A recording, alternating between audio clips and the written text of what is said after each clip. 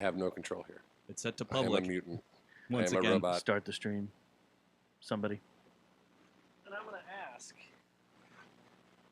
if it's if the notification goes out. Will they go up on YouTube? Should be. Last week when we did it, or 2 weeks ago when we did it, we had all sorts of issues happening because we hadn't done it so long. But somehow everything was set to private. Yeah, that's a thing. GGT. Let's see here.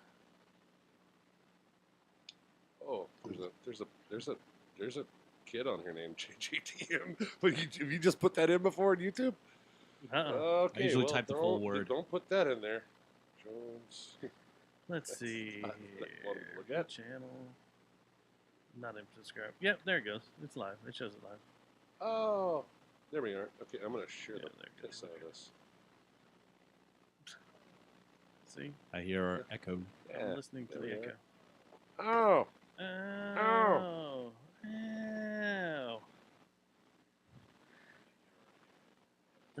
No, that's not me. that's me. Ow. Ow. Ow. A bunch Careful, of you'll- cows. you'll start a Mobius. A sound Mobius. Yep, you will. All right. So.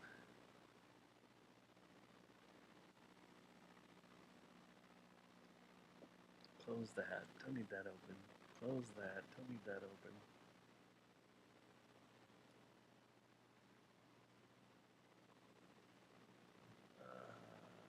Let's see.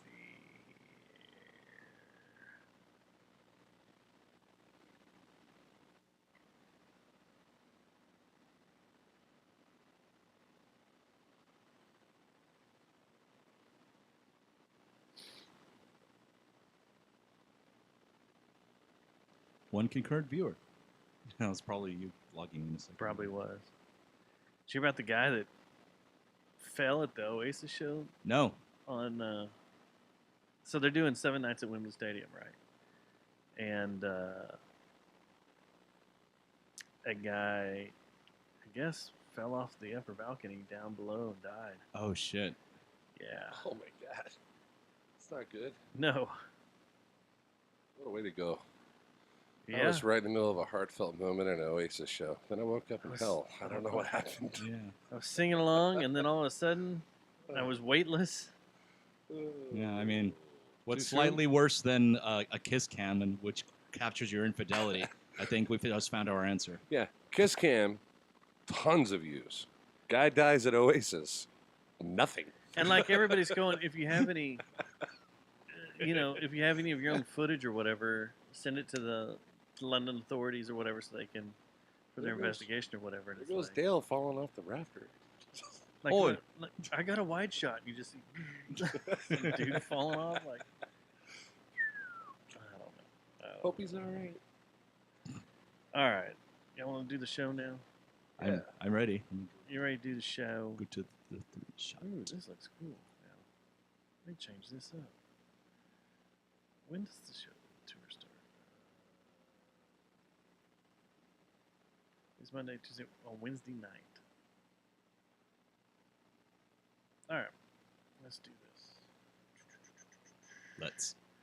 I'm hitting go. Voicemail box, Wednesday, July 23rd. It's the First same as last week. message. Wow. So that's it? That's all we get? Next message. I thought you guys were joking around, but it's Tuesday and you guys aren't on YouTube. Next message. No. No, no, no, no, no, no. Next message. Alright, you fucking wankers, you done gone and fucked up my listening schedule and I put still a can't fucking figure on out where there what this wasn't is. one. You lads, stop being fucking little cunts and get back to doing the podcasting again. Next Why don't you message. go to an I'm Oasis pretty concert? disappointed in you. Next message. I'm not gonna lie, I really miss hearing your voices during the week. There's this empty void that needs to be filled somehow, some way. Next message. Yeah. Next I added message. more. Fuck Tuesday. Fuck this podcast. This episode of the Jerry Jonestown Massacre is brought to you by Geist Note. And- Victor Wrench. and plastic object. The Jerry Jonestown Massacre contains graphic material, including offensive language, partial nudity, and completely ridiculous thoughts and opinions that shouldn't be expressed or shared We by should have anyone. done a shirtless show. Listener discretion is It's advised. not too late. And It's now hot coming enough at in you here. from the Temple of I, just on the outskirts that of where the once. West begins. No one It's noticed. the Jerry Jonestown Massacre!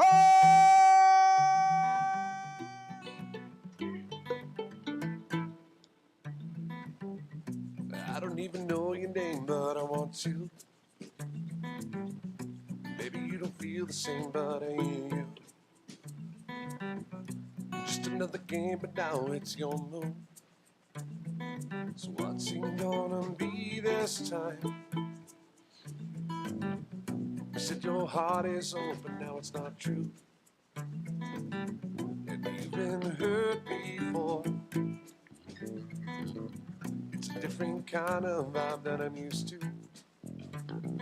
So let's just take this slow. Yeah, get it. Get it hard. Cause the feeling is here. And the moment is now. And you can't let me be let down. I don't need an open door. Watching you walk away. Don't need another drink to pour. And reasons you can't stay with me. Let's take this slow. Show number 632. It is Monday, August 4th. Happy Monday, Thomas. Happy Monday, Schneider. How you doing, sir? I am well. Good, good, good. And happy Monday, Justin. Hey, buddy. How you doing? Good, doctor. Good. Doctors. Doctor. Doctor? Doctor. Doctor. Doctor. That's come up a lot lately. Yeah. Yeah. I Doctor. Doctor. Doctor. Doctor. think that's it. Well, how you been, man? It's been like I don't know. 4 months. 3 4 months. months. 4 months. It was May when you were here last. Hey, See, coming He in knows. twice a year now. It's Yeah. good. Yeah. Came in twice last year, I think, or once. Whatever. Yeah. You hit me up and we're like, hey, we need to get together and talk, Yeah, we do. and we do. I keep thinking I need to just buy a longboard and come down here. Just Skate down the hill. yeah, literally. I just know. don't want to skate back up. That's the problem. There it is. That's the problem. Laziness takes over. I used And I'm calling my wife. Get down here. when I used to live over off of. Well, what you do is you get an Uber, and then you have them pull you up. Oh, well, did they actually charge you? Oh, I don't know. I don't know. Or I could have pulled you back up on the way home. You don't get. Well, there's that. When I left here, I could have just, all right, I'll take it Yeah, back. I got Pull the you whole up. damn rig out there right now. Glenda was like, "Are you gonna take the car?" And I was like, "Well, you probably want to go get something to eat later, so I'll just take the van." She goes, "The trailer's on it." I go, "It's a half a mile. I'll be all right." Wasn't your Yeah, trailer it's attached last time you were Yeah, here? it's always attached.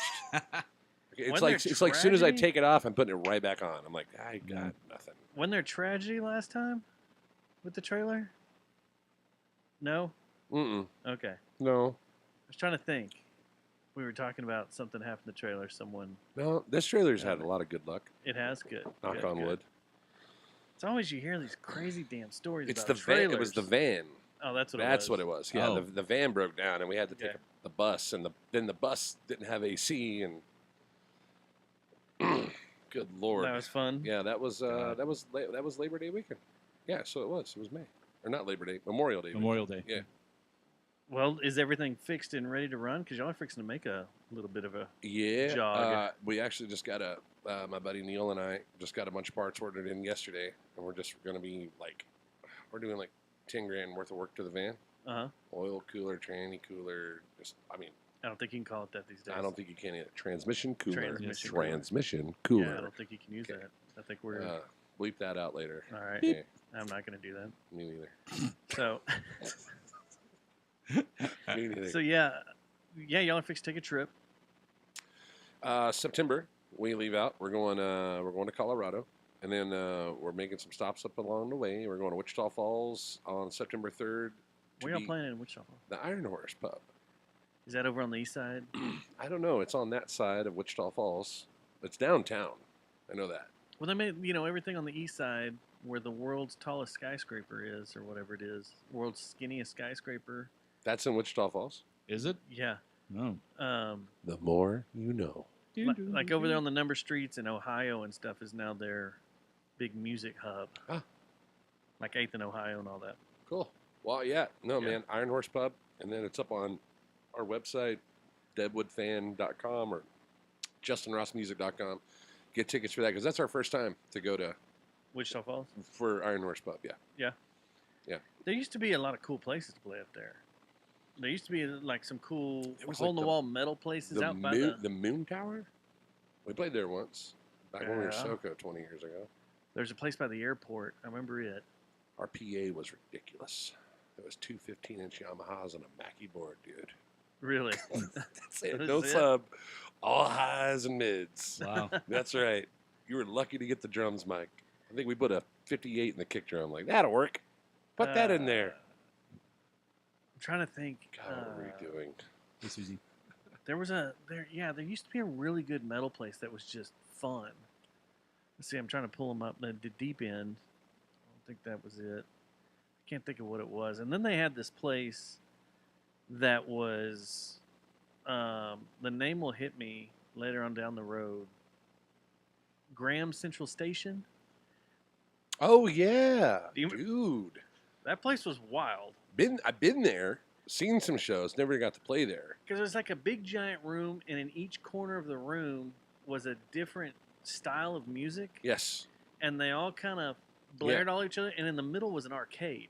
They That had was like the they'd have like separator. metal in one room, and they'd have country in the other, and then they'd have like a hip hop thing going on. And that's if you remember now. Yeah. This is a throwback, but if you remember, Yeah. like a long time ago, 9 Acres. Do you remember that place? Yeah. I remember 9 right? Acres. 9 Acres. That Yeah. they did that for a while. Yeah, they it would was- have like honky tonk in But- one room, And then hip hop on the Yeah, other. two Yeah. separate rooms. Yeah. That's I was about to make that comparison actually. Yeah. What threw me off about Graham's was it was like still open air. And Yeah. you still, like, if I remember right, there's an arcade in the middle that kind of separated everything. Yep. But you could hear all forms of All music of it. while sitting in that arcade, plus all the machines and everything. Yeah. But yeah, that place was wild. Is that still around? I wonder. don't know. I don't think so. There's no way that thing's still available. No. Graham's. No, the new owners that took over from the Iron Horse have done a lot of good work up there. Place still looks it's still in its original form, very Irish feel to it, and very cool listening room vibe. Stage is still in the same spot. Put in a new sound system. So we kick off there September 3rd. Then September 4th we're taking off because we're just going to get as far to Colorado as we can for Pueblo.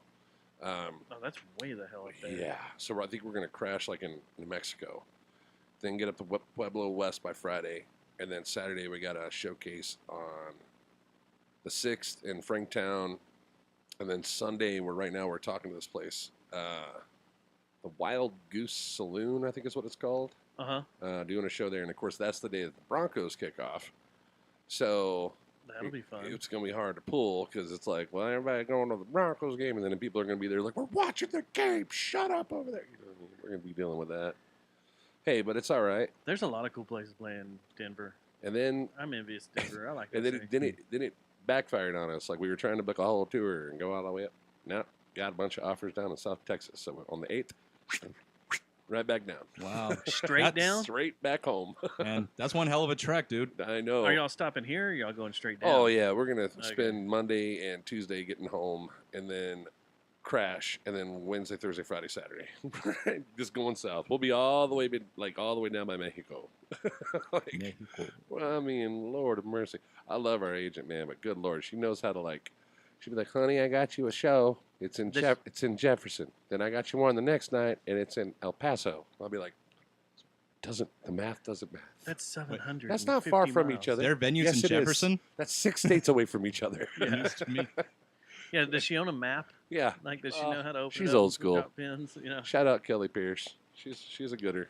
put one up on the wall and just be like, okay, this is from Yeah. here to here. Yeah. Yeah. I think she has that. It just looks smaller when she puts little dots on it, and she's like, "That's not that far." Zoom in. I'm going to throw out some ideas because I just took a trip over the weekend, a quick trip for a memorial.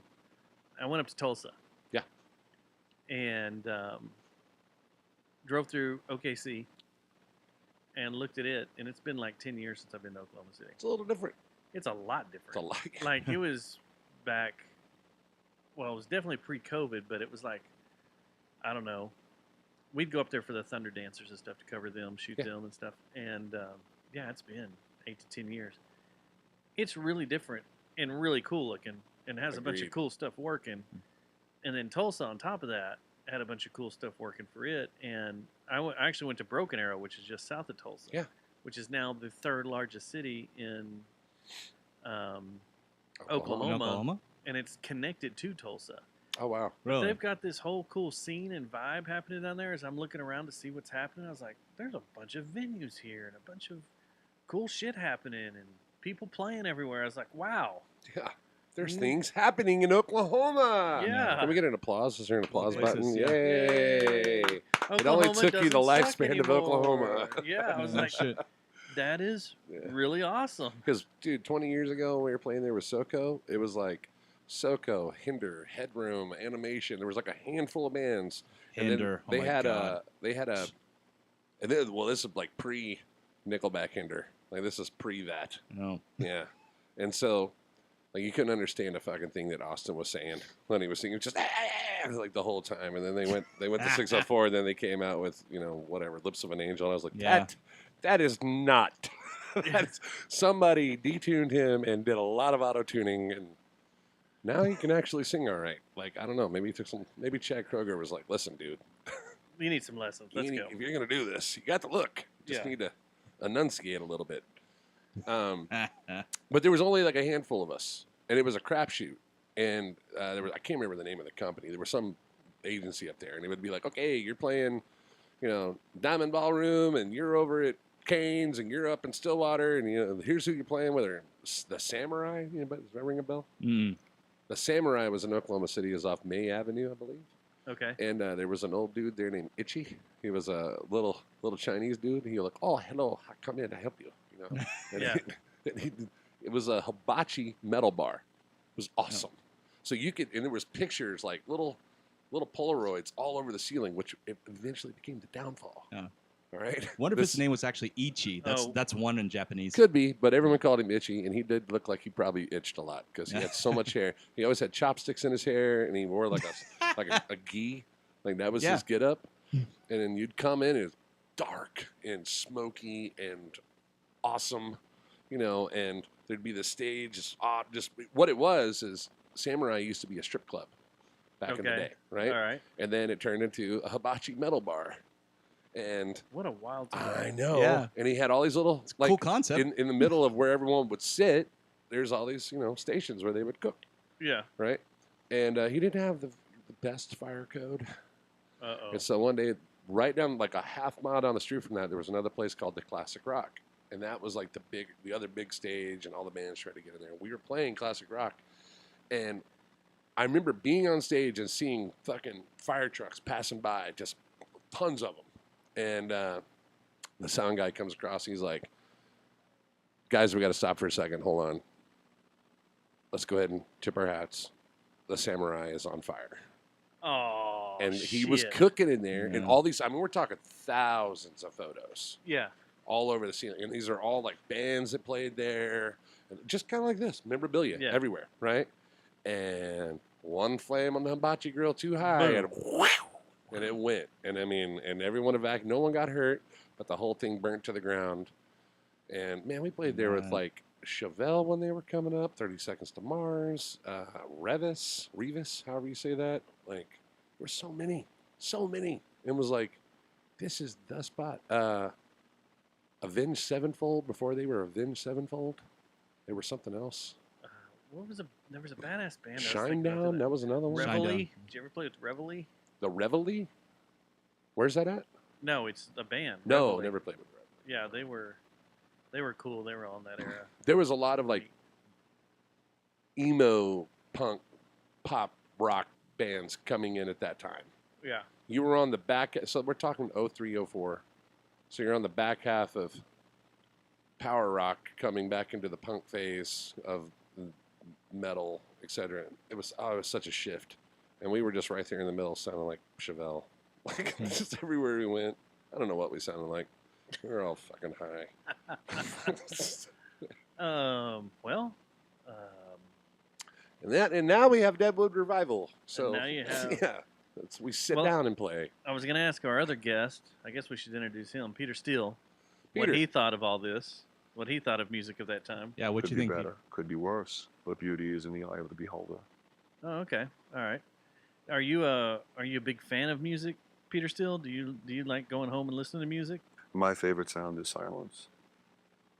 Oh, well, that's fantastic. Okay. All right. Cool. Neat. All right. Nate. Moving on. Peter Man, turn it on Channel 9. Breast exam.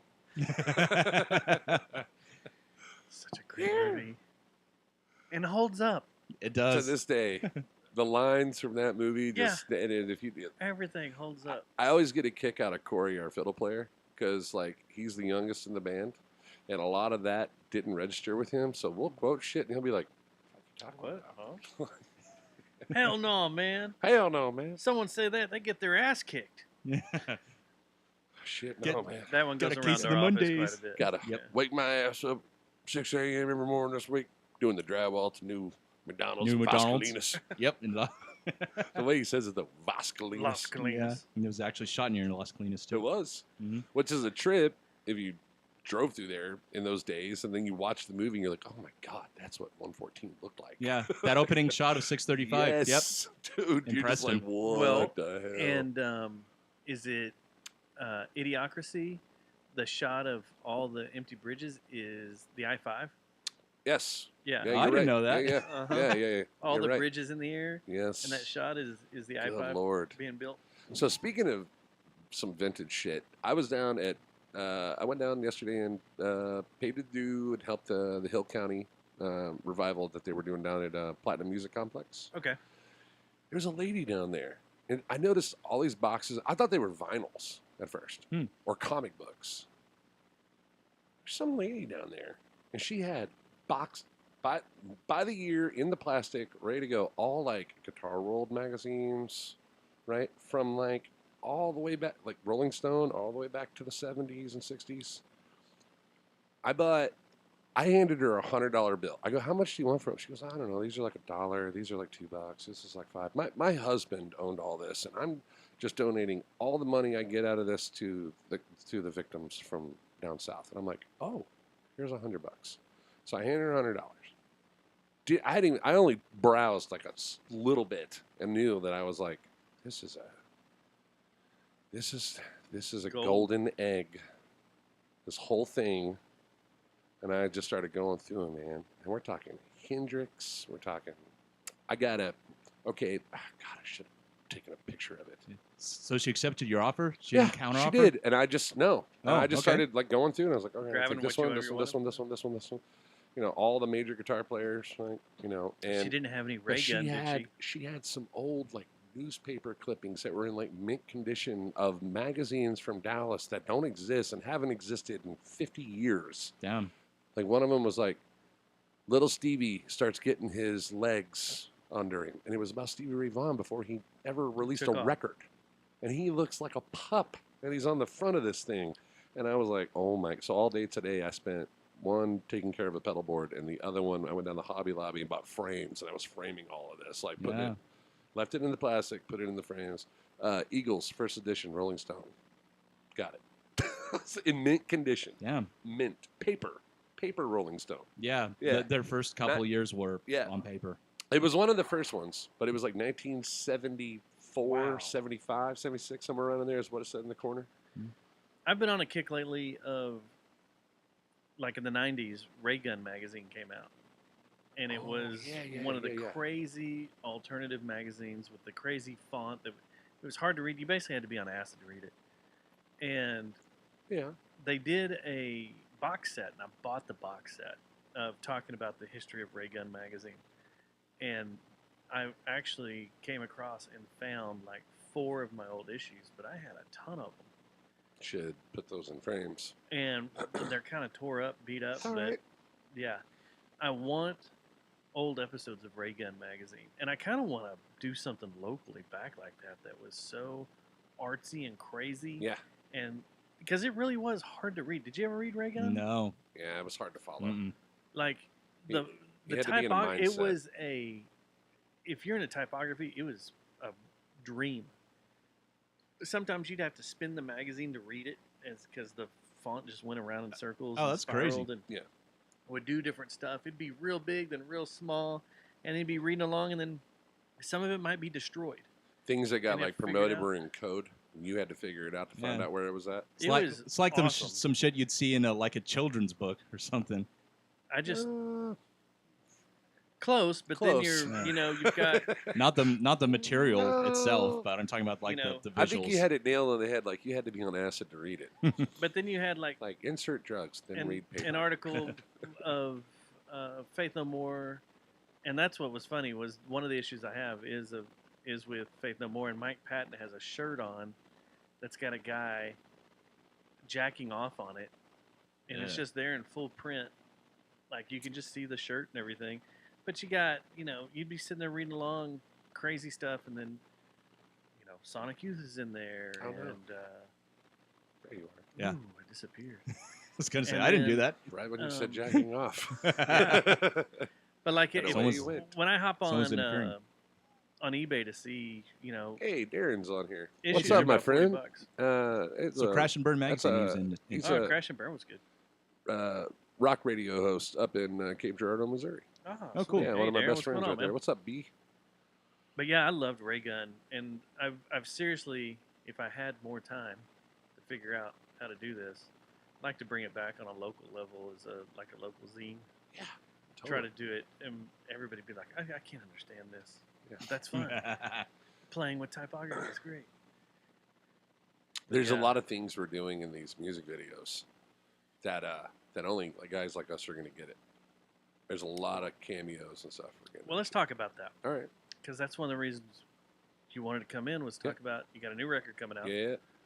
11 tracks. 11 tracks. That's what the I hear. The album's called 43. It'll be out October 3rd. Okay. First single came out this past Friday. Video went up over 16,000 views since Friday. Oh shit. Which Yeah, it is was dope. like 10,000 views in the first 24 hours or some right. shit. Yeah. Yeah. And I was like, holy shit. Yeah, that was crazy. So the way we're doing this is we have this album that's called 43. There's 11 tracks on it. There's an intro and an outro. The intro and the outro will not come into play until after the third album. Okay. Okay, for the music videos. Okay. So out of the 11 on here, 9 will come out of music videos, and they all play together like a movie. Okay. And so there's a part 2, there's a part 3, and a part 4, blah blah. So it all goes through, and then once we go back in October and we do the second album, that album is actually lyrically a prequel to this record. Oh, cool. And then in May we go back in to record another album, and then that album is a part 2 to this record. Okay. And then once all the videos are done together, we'll release them one by the month. Just keep coming out, Mm-hmm. and then we'll do basically a whole, and we'll take off all the endings, and they'll fade one into the other in chronological order with the intro on the front, the outro on the back, and it will come all the way around full circle. Probably gonna be around like a 90-minute movie, but with dialogue, with music, the whole thing, and then we're submitting it to film festivals. And so we're doing a bunch of cameos. There's a bunch of Easter eggs. There was a bunch of Easter eggs in this first one. That was, people were like, wait a minute, what was that? Oh, that's cool. Yeah, there's a lot of things hidden in it that you're like, oh. Like one dude caught one. He's like, it's like in the opening scene. He's like, my wife caught it. It was right there in front of us. How did you not see that when you were filming? I was like, oh, we saw it. And some of them are hilarious. Yeah. And some of them are like, fuck. Some of them are cheesy. It didn't matter. We just Yeah. want to put them in there. But the cameos are dope as fuck. Like, I don't want to give them all away. You don't have to give them away. But there is just one. yet, There is one I will talk about. All right. Is it Skip Redstone? Skip Redstone No, makes he an doesn't appearance and- Well, do you know Andy Pate? Yeah.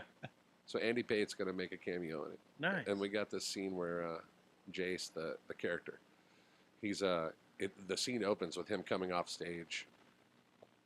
Small crowd applauding, right? He comes off, goes in with his guitar. He's green room, dips into the room to get paid, and Andy plays the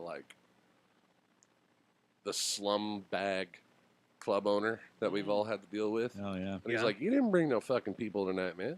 That's all my crowd out there. You ain't getting paid. I got to pay my fucking sound guy, my door guy, my bartender, and the bar back." And he just starts racking them off, you know. And so, but he'll be dressed up like, kind of like a mix between the dude and a used car salesman. Ha. You know what I mean? Nice. Yeah. And so he'll cameo, but there's a bunch of dudes that are all through the Texas scene that'll be cameoing in it, and all play certain parts. Few names are like Mike McClure, The Great Divide, Austin Alsop, Johnny Cooper. There's a bunch. There's a bunch. You know, I've always been fascinated with that those types of like music movies as you described. Yeah, that's like I think of Pink Floyd, The Wall, Sturgill Simpson, Sound and Fury, Daft Punk's and their album their movie that went along with Ignition. Ignition. Yeah. Fiddle up. That's Corey. Don't embarrass me, Ross. It's a lot of work. That's a lot of work. It is. Conceptual stuff like that's really cool, and I like and that. it's highly. It's like as much as there's a lot of fun stuff in it, this thing is an emotional ride. Like the videos that are coming out, like are highly in depth for this record, and I gotta give a huge shout out to like Donna Knight, the actress, and Jay Spreadwell. They're killing it on these. We've already shot 3. We're going to do the 4th one here in a couple of weeks. And, I mean, holy shit. And then the band, the crew, Western Craig, I mean, he's behind the camera, and I'm basically using him as a human gimbal. I am walking behind him every step of the way. And holding him by the waist. Yeah, I was going to ask, are you producing the I literally video? just got my fingers on his shoulders like this, and I just tap as we're moving. You know? Just kind of directing him? Yeah. I was going to ask, are you producing the videos too, or do you have someone else doing that? Producing the videos, Cool. editing them all. So it's a load of work. Yeah. But but you're a hands-on guy. I mean, you've been doing that forever. Yeah. With everything you've been doing. It took me an hour and a half to got me running, edited, and then Take It Slow took me like an hour. Well, if you know everything that you've got, you know your shot order and your shot list, you've got it all ran down, and if Craig's keeping track of everything, and delivering it to you, it's so easy. So easy. Plus, they just we got a click track that kicks off the song for the playback. So it's so easy to line up the audio. Yeah, just that's so what I do see too. Those spikes come through, and they just and makes it so easy. Yeah, finds you LUTs, white balance everything. The one we shot recently, Game of Ghost, we did a day for night shot, and that was challenging. Was that the one? Which one did y'all just shoot down at the Stockyards? That was Take It Slow. Okay, that was Take It. Yeah. I was going to come down there that day, but I got off late, and that's the day I found out that I had a death in the family. Yeah. So I didn't get to come down, but Craig was telling me about it. Yeah. I was going to come down and harass y'all, but it was cool, man. We were cooking. Well, Game of Ghosts, got me running a Game of Ghosts on the same day. Yeah. Oh my God. When we started shooting at 11, we got done at 12:30 at night. 11 in the morning to 12:30 at night. Yeah. I mean, we were all day. We were racing the sun because a lot of the stuff we were doing was out in the sunlight. We had to get all this like really happy footage of the couple, and then we had to get all this really dark footage. And we had to get all of that done in the sun because we were shooting a day for night deal. And we didn't have the equipment to be able to shoot at night to make it make sense. We had to shoot during the day. So a lot of the stuff that people are going to see that's dark and it looks like the moonlight shoot, it's all shot during the day. you just let the hell out of it to make it look dark. Yeah, like Kevin Smith did in Clerks. Yeah. A lot of people are doing that. I mean, did you see the movie Nope? Yeah. That's all shot during the heat of the day. Yep. Oh, Jordan Peele's Nope. Yeah. Yep. It's all shot during the day. It's awesome to see how they do. It's really cool out. I mean, you're basically adding like a blue, like a LUTs over it, and then it's contrast and white balance, and then it's all the uplighting to the face or side shots to make your color stand out. What was the other one they did out on the moon? There was one on the moon, and they had the shoot out. So they double shot the scenes with 2 cameras, and they had one that was in color, and then they had one that was in black and white, and they were it was so the reels on them were like this I mean, it was huge. It was a weird freaking name. It was a weird movie, but it was where they had this whole car chase scene on the moon, and they had to make it like the sky obviously has to be black. And so they had to shoot with 2 cameras, and then they had to go back in and autocorrect everything for the vehicles to have color, but everything else to be gray and black. Yeah, that's crazy. It was cool looking, man. The there's a lot of shit. A lot of CSI shit.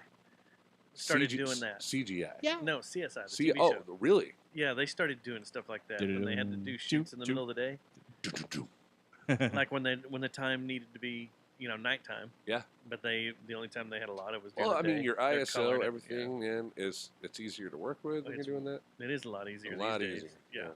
Yeah. I loved old boy talking about from Nope about the producer.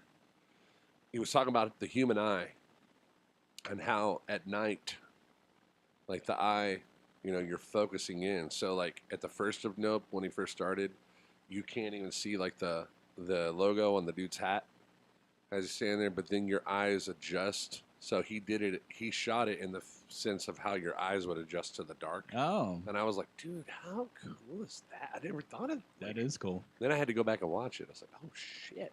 That was a pretty good movie. Yeah, Jordan, Jordan Peele, for a comedic actor, does some pretty heavy shit now. The one he did here recently that was Not Sinners. No, that's not not Sinners. his, is it? no, it's the other one. It's like it's not Split, but it's Us. No, wait, that was it. Yeah, No. it was Get Out, Us, Nope, and then oh, it was Get Out. Was that it? Where he was with the family and yes, yeah. That was his first horror movie. Was that he the did. first one? Yeah. Oh wow. Yeah, he did Get Out, Us, then Nope. Yeah. Get Out was really good. And now he's too, doing man. a video game with Hideo Kojima. Oh really? Yeah, called OD. Oh shit. That'll be cool. And fucking weird too. God. My daughter's like super into Death Stranding, also 1 and 2. Wow. I was trying to see. Oh no, Sinners was done by Ryan Coogler. Sinners was good, man. I liked it. I haven't started it yet. Oh, it's I haven't really good. watched It's it. just No, just a movie, but it's really good. It's creative. If you do a horror movie these days, like you better come with some big guns because Yep. you know what I mean. Unless you do something that's intentionally bad and like campy. It's so overplayed. Like the Blair Witch shit is so overplayed. Please stop doing it, film. Oh, you mean the found footage, quote unquote? Footage? Yes. There was, I can't remember the name of it. There was a movie that came tired out of those last year too. where they did it from the ghost perspective. Interesting. It had some good actors in it. Damn, I can't remember the name of it now though. I watched so many damn horror movies. I don't even know what that It was is. so good. It was about this family. They move into a house. They move into this new house. They had lost a daughter, and their daughter is still alive. She was going through some stuff, but it was like all the camera angles were like something's watching her, and it's Right. it's looking from its point of view, but you never see the actual thing. And it was like, man, it was just creepy enough to be like, oh, that's okay. This is really good. It's got some jump scare factor to it. I started watching the Mia Goth series, Pearl. Oh, Pearl. Yeah, And and Triple X. Triple X. Yeah. And then what was the other one? Maxine. Maxine. Those were pretty good, dude. Oh. Pearl was lame. It was, but Pearl kind of pissed me off because it's like, okay, whatever. X was okay, but it was just basically a copy of Texas Chainsaw Massacre. In a way. in a way, I mean, you're seeing her character as to what makes her so fucked up. But by the time it gets to Maxine, Maxine's it all makes awesome. sense. Yeah. It all makes sense. If you've seen the other two, it makes yeah. oh, that's where this chick Okay, comes. Okay, here we all right, go, this here is we why go. she's psychotic. I was thinking about that one episode of The Studio where they bring in the guy that directed Smile to make basically rip off his own movie for their studio. Oh yeah. Smile was good. Have you seen? That's on my list. I haven't seen it yet. It's good. Have you seen The Studio on Apple TV? No, I haven't. No, with Seth Rogen. Seth Rogen, yeah. It's just It is so making good. Fun of all of Hollywood. It's so great. I bet that's hilarious. Yeah, it's so because it's making fun of the Hollywood studios and all the BS they go through, and it's pretty genius. I liked it I like a lot. that. It is. Yeah. And he's got some balls to do that too because he's obviously part of that scene. Yeah. That and Stick's really good too on Apple TV. I saw that on my list too. Have you guys been watching the Institute? It's about golf, right? The Institute on Prime. I have not started the Institute yet. It's really good. Mm. God damn it, they left us hanging last night. And there's one more episode. I'm assuming there's one more episode. That was episode 5, so I think it's only 6. Maybe that was episode 7. Could be. I can't remember now. But all I know is that finally And we got down to this one part to the end, and I was like, son of a bitch. And I'm on the edge of my seat cussing the TV, like, and then it goes to credits. I'm like, you guys, motherfucker. Like, I got to wait a week now? Are you shitting me? Like, this, I got to wait for this? The Institute is, I'm trying to find the other Apple TV show I like. Not Fallout 4, The Institute. No, but Institute is, that's Stephen King book, isn't it? I believe It's so, based yes. off Stephen King. Yes. Oh shit, I love Stephen King. Yeah, That's my and it's favorite like author. kids that have powers or something like that. And they all Yeah, and then there's like a government facility that kidnaps them in, and they're but we haven't figured out what it is that they're really training them for. Yeah. But they don't know what they're training for. They just wake up. They go to bed at home, and all of a sudden they wake up in what looks like their room, but they're inside a building. And they're like, what the fuck is this? And they had to get this thing stapled to their ear, and like... I have to check it out. It is. That reminds me of Ready really Player good. One. Really good. Stapled to the device attached to the ears. The new season of Foundation started, but I'm not starting it until they're all out because it's one of those shows I can't watch one show week to week because there's so much crap going on. It's such a mind. Fuck. Yeah. That Twisted you just, Metal. like- have you gotten into that yet? I don't have Peacock. Damn it. A couple of I love the episodes. It's pretty games good. for the PlayStation. It's cheesy as It- fuck, and it I is. love it. Have you It's seen the so new one? Have you silly. seen? Yeah. Okay, I haven't watched it all the way through. I'm only like episode 3. I'm 2 in. Okay, So, yeah. Anthony Mackie's in it. I know that. It's a little bit more video game isk in this second series or the second what is it? The second season. Mhm. The second season of it is a little bit more video game Centric. Yes, Maybe. right. The first one I think they were feeling it out, and then this one they got it, and I'm like, oh shit, this is all right. This is the Twisted Metal I know. I got sucked into because my writer buddy over at that I used to work with, Star Telegram, he did this whole reviewing thing about the on Netflix, The Hunting Wives, and it's got Brittany Snow in it, Malin Ackerman, and it's about these Texas wives that are just wild and crazy because they're all married to money, so they kind of do whatever they want. So it's like Landman, Landman in a way, yeah. They start banging anybody they want and stuff, and it's really cheesy. The accents are really bad, but if you're a fan of Malin Ackerman, are they doing like fake redneck accents? Like, hell yeah, brother! Yeah, shit. But Malin is like naked all the way through it. Well, then it makes constantly. up for it, I guess. And but it's like I'm kind of sad that I'm this far in because now I got to see how it all unwraps, and hopefully it all unwraps. It's based on a book too. Bob, our bass player, But and I it's were silly. talking about some shows recently, and like shows that like got discontinued, but left you completely hanging. And Bob was like, "There should be a fucking law that says you can't do this, Yeah, because you just mind fuck somebody." Like, right? Like, there's some shows that were like really good, yeah. and then you find out it's not happening anymore. Mm-hmm. You're like, "What? Why?" Yep. But you'll put this other bullshit on. You'll You put won't, like, why? some stupid reality show on. We need, Survivor season 63 or whatever. 26, I think. That's still too much. Yeah. It's still too much. Yeah, I agree. How about just season 2, and then we just cut it from there? How about we just have That's real one that could have Survivor. got cut early. Dump 15 people off on an island, come back a year later, and see who's still alive. They're all dead. They're all No one dead. makes it. Dead. No. Lord of the Flies. Who we had glasses? Who's dead? You had 18 incarnations of Naked and Afraid. Do we Yeah, I was really going need to that? say. Yeah, okay. So my wife got to where she was walking to Naked and Afraid. I'm like, honey, are we No. The I'm last like, one I I'll heard- go fuck off to the studio. The chick was like a double amputee. Like both of her legs were cut off because of a train accident. Turn you on? No, I just thought I was just wondering how she lost her legs, and so I read up on it. That's the thing you remembered, though? Was she allowed to take her legs out there? Did she crawl around? She was not allowed to wear prosthetics. No. What? That's hardcore. Yeah. Holy shit! But that's hardcore. they did let her wear a like a feminine Strap pad on? underneath to make sure she would get any like debris inside of her. When Okay. scooting around. It's true. That's what it. That poor girl, she's all ground level with fire ants, just getting right up in there. Mm-hmm. She'd be easier to carry around, though. But she had a garage door. I mean, Yeah, did the guy carry her around like she was Yoda? I bet, his I bet, back? bet he did. Like, They The make a child. Little, he makes a little rope backpack out for her and puts Come her on, in it. honey. And he's like, let's go. Yeah. She's back there just nubbing it like this. Well, the story of how she lost her legs was God, this fucked is up because horrible. she met up with a first date with somebody. Somebody spiked her fucking drink, and she like lost any memory of what she did. But she fucking walked out of the bar and got hit by a train, and she lost both of her legs. She was dancing with the train. Yep. But it didn't happen in Dallas though. It didn't? No. No, it was Fort Worth. No, she's not from here. Oh shit. Wild. So yeah, all right.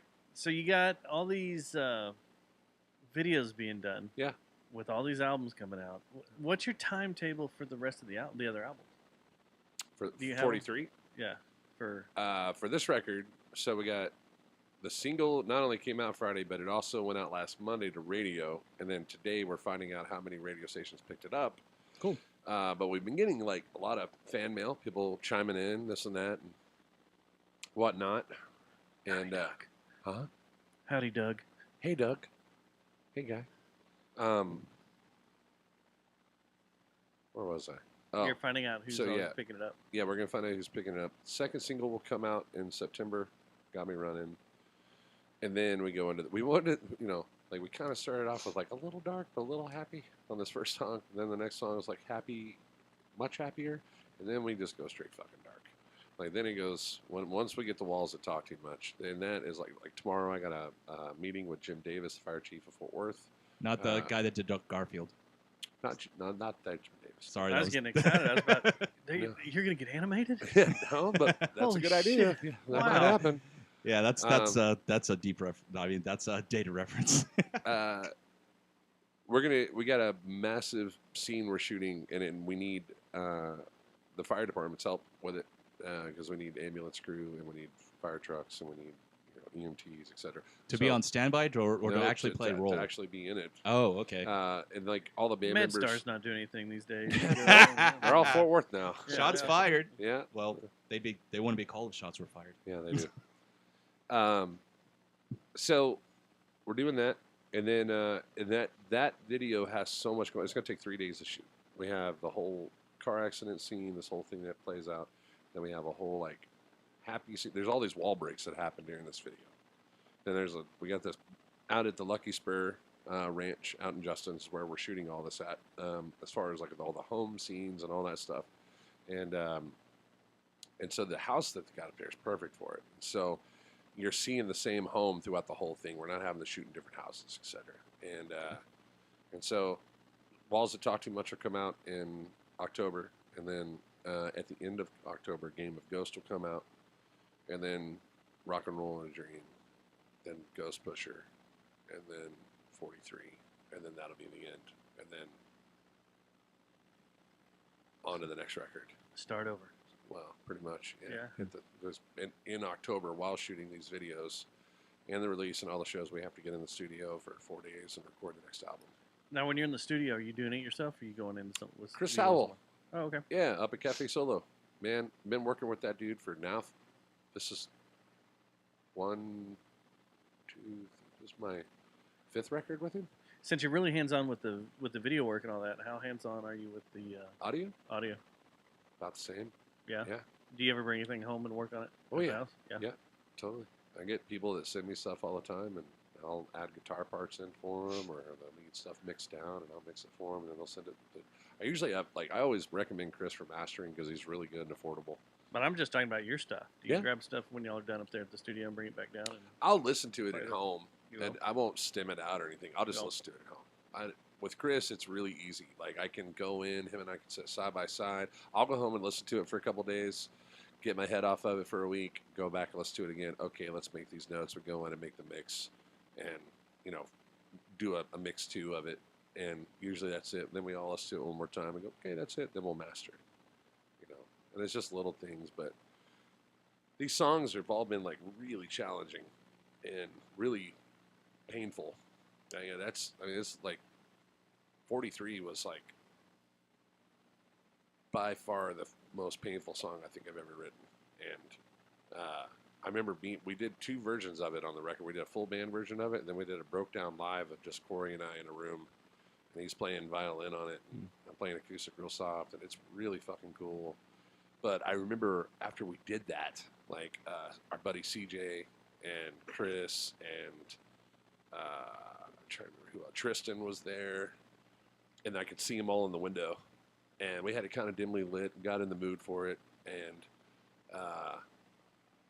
it took me a couple takes to make it through it, just because the lyrics are so like I have to put myself in that position to really put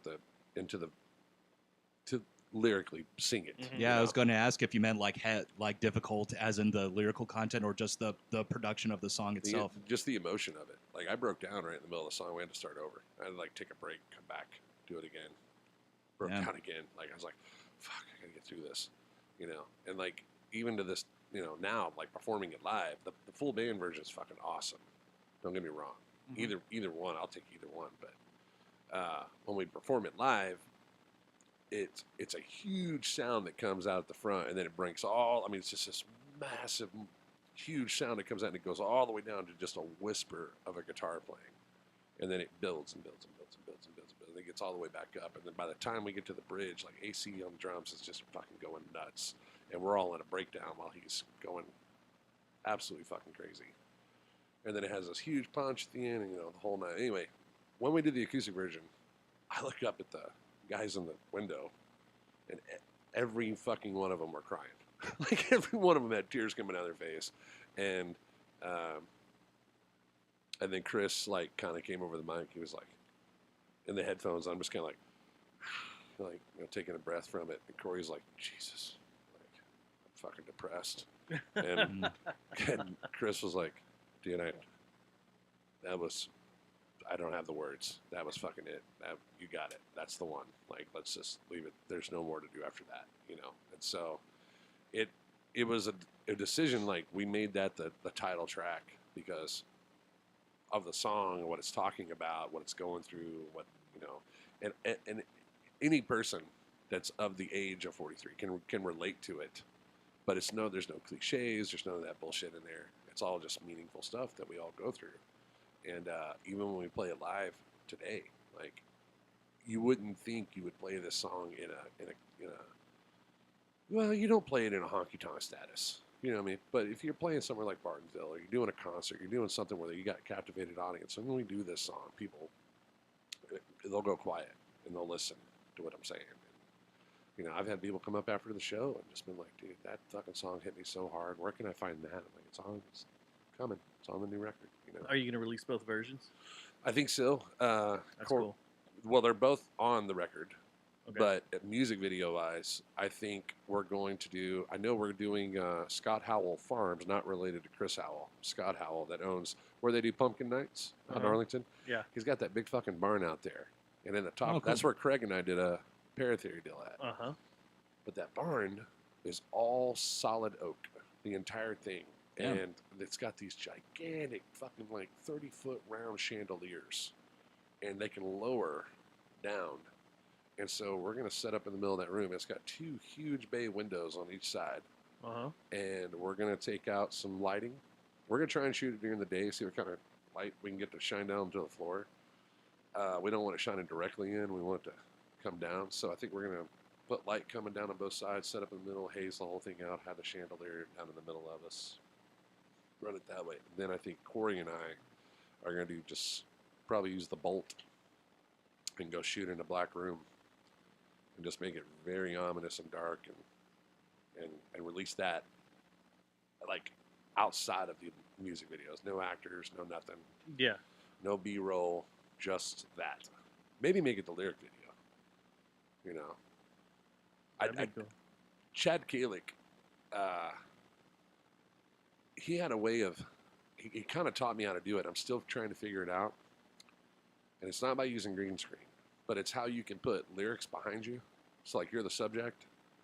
And then if the camera, let's say like the camera's moving, like say Craig's walking around you, I can have the lyrics, like the subject's here, and I can have the lyrics coming down in the background behind me.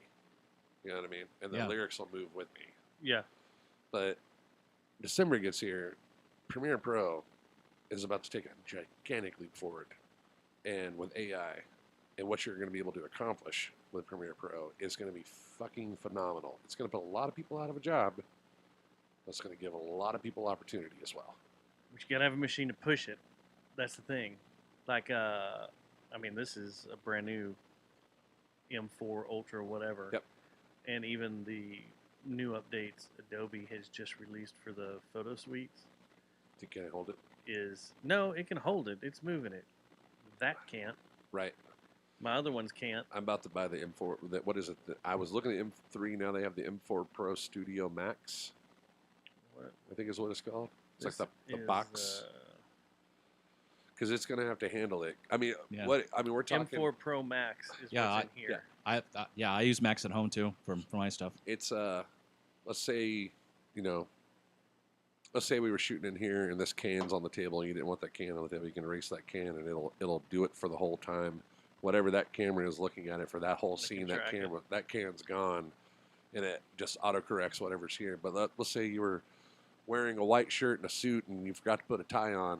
You can put a tie on you and it'll move with your body, and it looks real as shit. So anyway, I think that's what we're gonna do on the video is have the lyrics. I'm gonna do a deal where they ride out and then they're behind us coming down, in that room. They're just kind of appearing out of the dark, coming down the fade. That'd be cool. Us. Yeah, something like that. I'm working on a full AI music video right now. Are you really? What, did you just type it up and let it roll? No. It's using Gemini. I know. And you got to do it in 15-second increments. Yes. And you got to hope it renders what you want, or you sit there and you wait. 6 more, 6 more, Yep. 6 more, 6 more. I wonder how many times Trey Parker and Matt Stone had to do that one scene in with Trump. Trump's penis. Yep. Yeah. It's fun.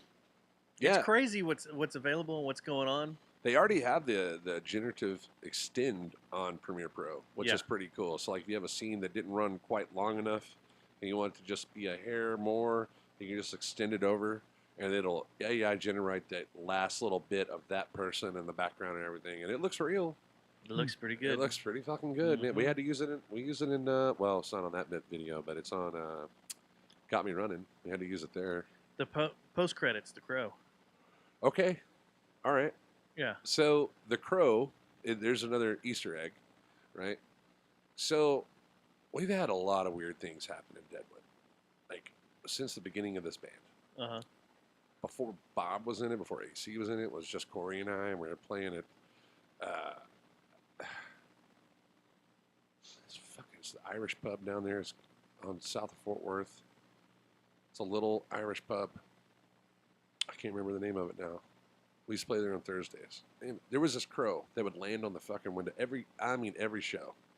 We'd load in, we'd get loaded in, and this thing would land up on the window seal, and it would peck at the window, and I could hear it coming through the mic into my ears. I'm like, God damn that fucking thing, and it was always there.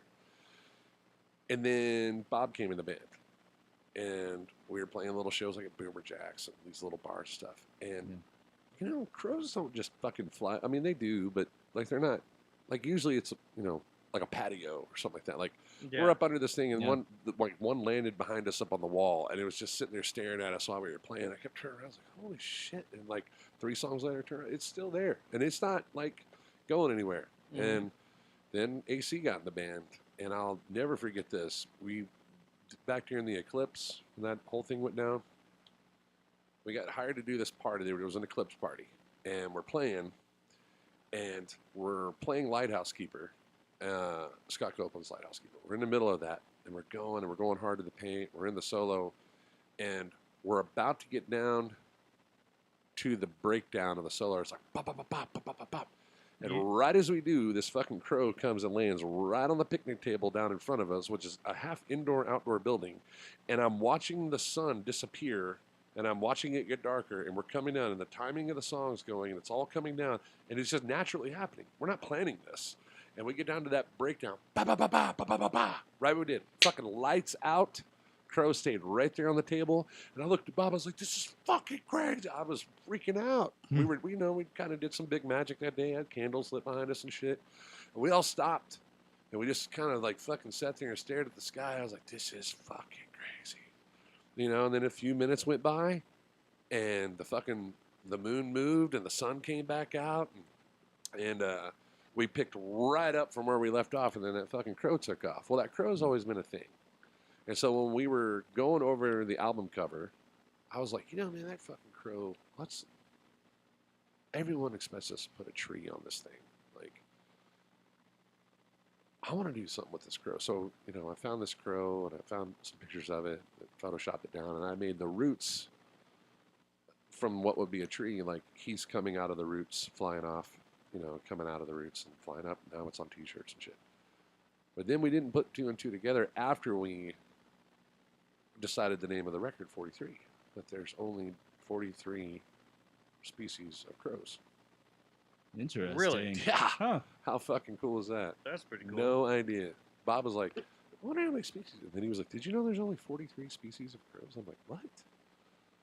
I didn't know there were that many. I didn't know that either. Thought a crow was a crow, you know. But so the crow, throughout the music videos, you will notice this thing plays a part in it. Okay. And we've used AI to generate this. All its movements, all its little everything on Premiere or on Adobe. Yeah. And using the AI generator on there, you only have so many points per month. And so I was going ahead and, you know, we've already seen scripted everything. And so I'm going through like, okay, this is where the crow would come in. Like in Game of Ghosts, we have a part where the guy goes to off himself from the river kind of thing. And the whole time, then the crow's involved, and it's like a wall break, and then we have this, like, I was like, I need crow to land on an old dead tree inside of a river and look down. And then it created like 6 different ones, and I was like, there it is. And, you know, the crow lands, and he turns and looks down, and it's like he's looking down at Jason the water, and it fucking matched perfectly, man. I was just like, dude, this is so fucking cool. But yeah, that crow is a major part. I'm glad you saw that, dude, because not a lot of people made it to the end of the credits. I was in depth watching, you know, Craig's skills. Just ripping on him because he's not here. Oh, shit. And I was keeping tabs on little things he did here and there. Yeah. And then, no, but I just had it playing, and then I was watching through the credits at everything. Yeah. And then all of a sudden, you know, I was like, oh, shit, a post-credit scene. Here we go. With an AI crow. Neat. Yeah. There we go. People are like, what? Like, some of the people that have caught it are like, what's with the crow? And I'm like, it'll make more sense. Little things like that. Did you notice the other Easter egg at the very end? But before the credits? If you know what it is, don't say what it is. If you go watch the video... I won't say what it is, because I think I know what it is. I'll tell you afterwards. Put it in the comments. Put it in the comments. Let us know what you think the Easter eggs are. There's one that's a jingle. Move it that way. Okay. You know what I'm talking about? Yeah. But yeah, it's funny the stuff I've been building for this music video, how crazy and out of control it is. But then there's some things like one of the scenes is a riot. It's a riot in the middle of the city. Yeah. And I'm trying to get this couple to light a Molotov cocktail and throw it. I want them to throw it at the camera, towards the camera. And what are you using to do this? VO. Through Gemini. Yeah. Okay. And everything looks fantastic. They look great. They're light and everything.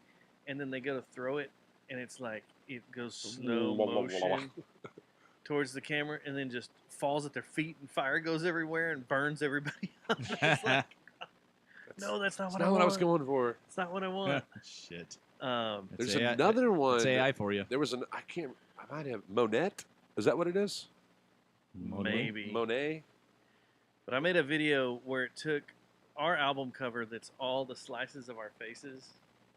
Oh, yeah. On this last album. Yeah. And for bait and switch. I told it what I wanted it to do was I wanted it to take each slice of the face and animate it and make them do weird things, look weird directions. Well, it didn't. It took all our faces together to make one person. Oh, weird. And it looks like the creepiest stalker / serial killer and I started making it do all sorts of weird things and made a whole video out of it. Sent Yeah. it to the guys, and they're Okay. like, "What have you done?" So we I was gonna ask what their it's reaction was. Monet. It's what it is because we were Monet. I was trying to use it for like this is of Jesus standing on the corner burning sage. Oh, is that what that is on fire? Yeah. I was trying to get him to be burning sage, and it was coming up, but it plays like a video. It's just not playing because I haven't downloaded it or I have dick for service. There's a bunch, but they only make them like 5 seconds, 10 seconds long. Yeah, and that's the problem. It's like at the most is 15 seconds. You can tell it to go full length, 15 seconds, and then you got For $40 more. Well, I just subscribed to VO for a couple of months. I'm like, whatever, let's see how this works. Sure. And Flow allows you to build a timeline. So when you find the pieces you want, when it renders, they're always there for you. The options you want are always there, and then you can plug them into your timeline where you want it to go. And it's pretty interesting. It's pretty crazy. It is nuts what you can do with that stuff. I started joking around trying to make. You've seen all those selfie Bigfoot videos of him running through the woods. Yeah, and stuff. and Disney princesses too. Dude, Corey is so into those, man. He keeps sending them to me. So I was like, well, let's see how hard it is to make one of these. In like an hour, I had like 10 of them done. I was like, this is easy as hell. So that kind of got me figuring out how the flow views works. later. And then I started building the video, and then I got kind of bored with the video and wanted something. We want animations for the background while we're playing. Right. And so I started working on that, and it made the crazy serial killer face, and it's pretty jacked up. I've sent it over to you. It's pretty. Corey was talking about Weird. one today. He came to pick up his banjo and phone he left in his road case. It was something about the Sasquatch is running through. They found the back rooms, and he's like, "It looks like a Costco from hell in here." So shit like that. He's running. I saw the one where they pulled up to a Buc-ee's and went nuts in a Buc-ee's, and I thought that was pretty funny. They're pretty good. Yeah. They're pretty good. You gotta have a sense of humor to make them, though. You can't just No. You know. Yeah, and it's the stuff you can just come up with is just wild. Like I don't know. I've seen. There's a whole video series I'm watching that's basically about the decline of man putting their faith in AI and into machines. Did you watch? Speaking of that, It's did you watch brutal. the new War of the Worlds with Tom Cruise? Ice Cube? No, Yeah, we watched it last night. Is it out? Yeah. What's it out on? We watched it on Prime. It's free on Prime. Oh, I totally watched that. I didn't know there was a version so with it's Ice really Cube. cool how he did it, how they shot it. He plays a role of working for the government as a surveillance, like the guy for surveillance. Okay. And he keeps Like an eye CIA on or everybody. something? It's all computer based. The way they shot it's really cool. The CGI on it is like pretty shitty, but I think it's giving a throwback to the original War of the Worlds, and I'm keeping that in mind while I'm watching. I'm like, well, Is this the one they were making fun of him? They're like, he sits in a room the entire movie, and all hell's breaking. Okay. yeah, but Then it I didn't wasn't see bad. It wasn't bad. It was pretty good, but it was the same thing. It was about they did the play on how these aliens came to Earth, and they were striking all our data centers, and they had these arms that went in there, and they were trying to steal all of our data. And there's one point where he's on his Facebook, and all his stuff erases, and it's like taking everything, and the world's going back to the Stone Age, and they're trying to stop him from doing that. It was pretty badass, and it made you think because it was like, well, let's say aliens are coming to Earth, jerk off our data, but Or just to jerk us off. maybe that. I mean, there's always that. Masturbators. Yeah. Dicks up. Master invader baiters. I'm excited, not just because I'm a fanboy from being a little kid nerding out on Tron. Oh yeah. But the new Tron. That trailer was carries badass that we saw. The concept behind the it, other week. where instead of going into the machine, being sucked in the machine and playing in a grid in there to get out, it's reversed this time. Oh, An AI company is bringing AI into our physical world as physical beings. Okay. Yep. And they're the Tron players and everything, and they end up making the big what the hell is it called? The big two-legged space thing. Yeah. I don't I can't remember the name of that craft either. The light cycles and everything. They bring them into our world. Yep. And it causes chaos. And Jared Leto's the lead in it. He's the I main. think Well, that dude he's the main drinks villain. The blood of virgins because he does not age. No shit. I was It's watching like, Fight Club. He's older than we are, and he looks like 10 years younger. I know it, dude. I was watching Fight Club the other day, and my wife goes, "Is that Jared Leto?" And I go, "Yep." I saw him once in She's Brooklyn. like, when was this shot? I was like 20 years ago. I think I told you this story, right? That I saw him once in Brooklyn. Yes. At an ice cream place. And before I realized it was him, I was like, there's something about that guy. Like, that guy is overly good looking. Like, overly. There is something about, I don't know why, but I have a man boner right like, now. what is going on with this dude? And then I realized, like, oh shit. It's Jared Leto. It's Jared Leto. I told my sister, and she's like, no, it's not. Sure enough, Jared Leto was buying ice cream in Brooklyn. What flavor was it? I don't remember what he got. Because you were looking at his ass. Stop. Jeez. It was his eyes. They were so hypnotizing. I just got sucked in. Yeah. His brother Shannon looks. I mean, he doesn't look his age either, and he's a year older. Yeah. Dude, he's a drummer from 30 Seconds to Mars. That dude just doesn't age, bro. I just don't understand it. And I'm really hoping that they. What is it? Morbius. Yeah, Morbius. Are they gonna Are they gonna finish this? There's another one.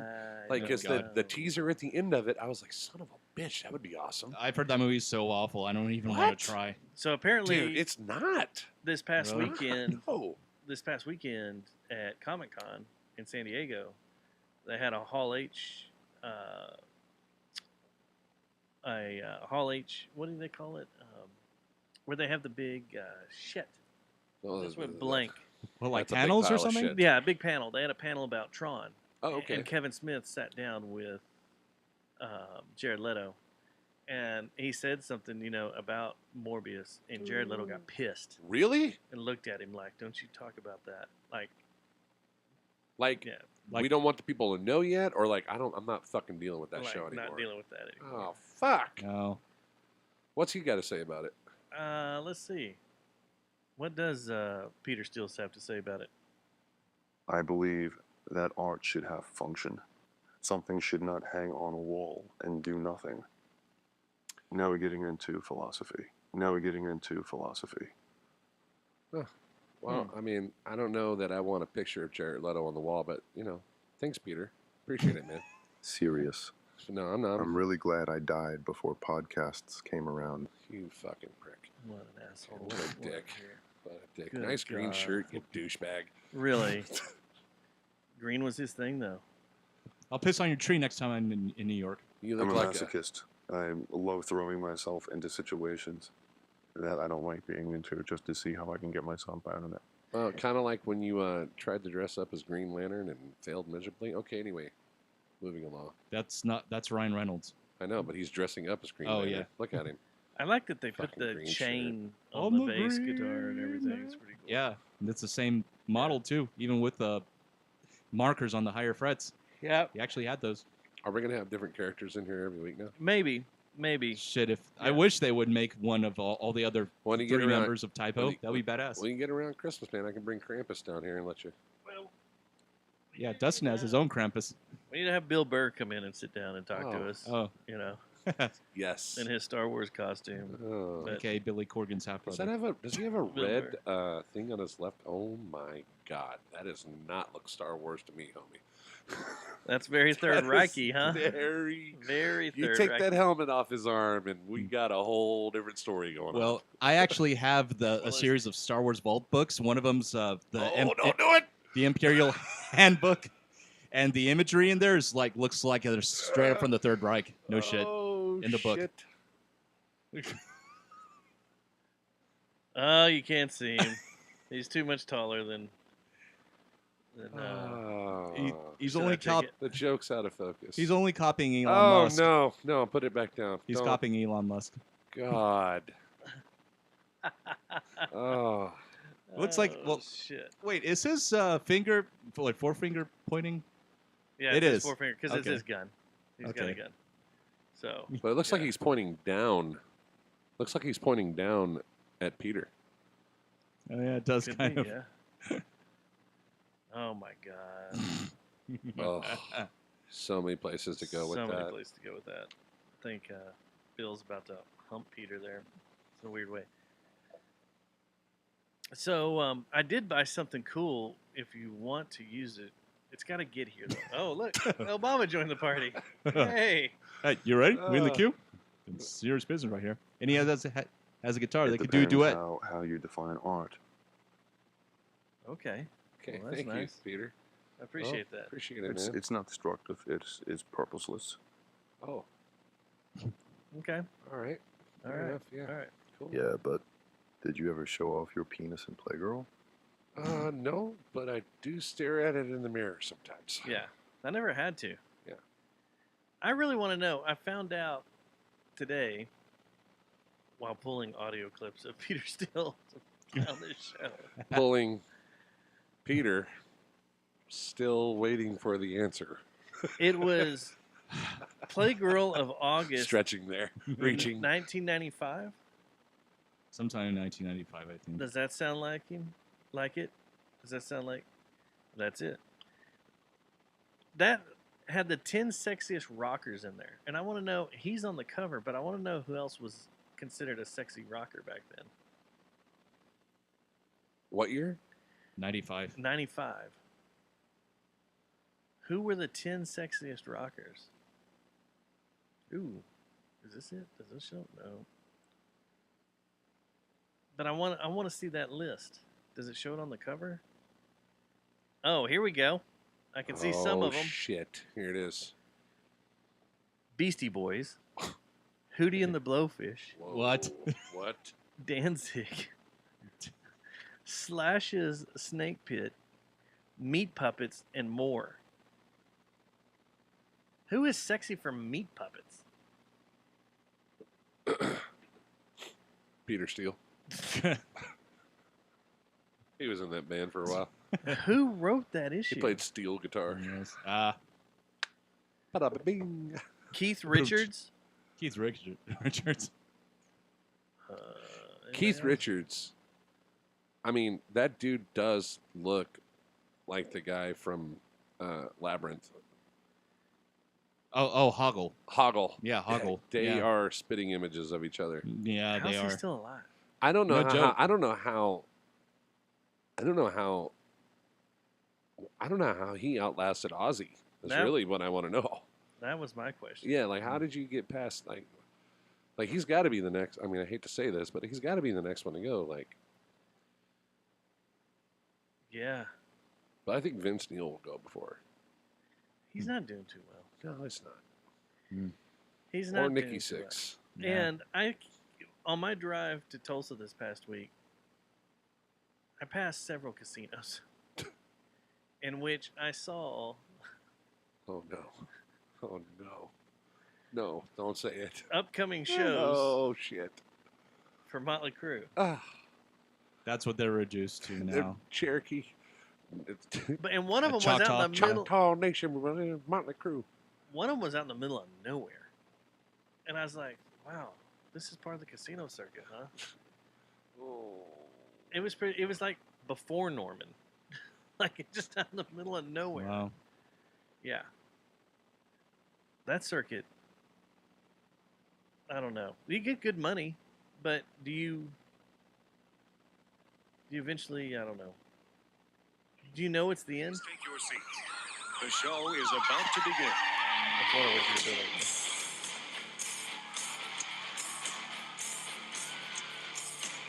That album still sounds good to this day. Yep. And here it comes.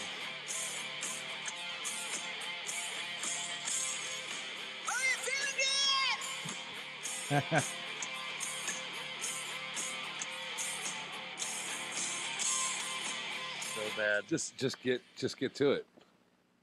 Just get to. Come on.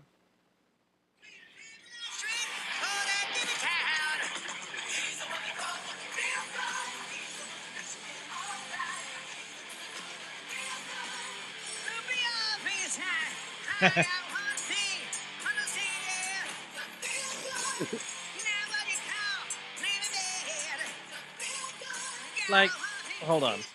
I mean, because they tour with backup singers. like, Yep. I Are could they tell just like? that's what they were. Are they just like? It's just a paycheck. I want Like, lemonade. it's just a paycheck. Let's just get this over with. Yeah. Go on this I mean, tour. yes, that's exactly what it is. And every night they're like, "We're backup singers for this guy. We're Yeah. trained. We sound this good, Yep. and this guy sounds like he's just inhaled so much helium. Mm-hmm. It's so sad. It hurts. Yeah. It really does. It hurts. But who's worse though, he or Axel now? Oh my good lord. I don't know, dude. I think they should do a death match. I think we should see that now. That'd be Career good. death match, yeah. Career death match. It's pretty sad when Sebastian Bach can hit the notes better than either one of them can. Oh my god. I think it was the Riverwind Casino. That sounds about right. Yeah, it was either that one or the Washiti, but it was like out in the middle of fucking nowhere, and I was like, That sounded what she did. who is coming to this? But apparently, people go to it. See Sammy Kershaw, Collective Soul, the Oak Ridge Boys. Who else? The Oak Ridge Boys. One Brett of them died Michaels. about a month ago. Played with Brett Michaels once. Well, twice, actually. Played with Warrant, too. That was a trip. Like, with or without Janie?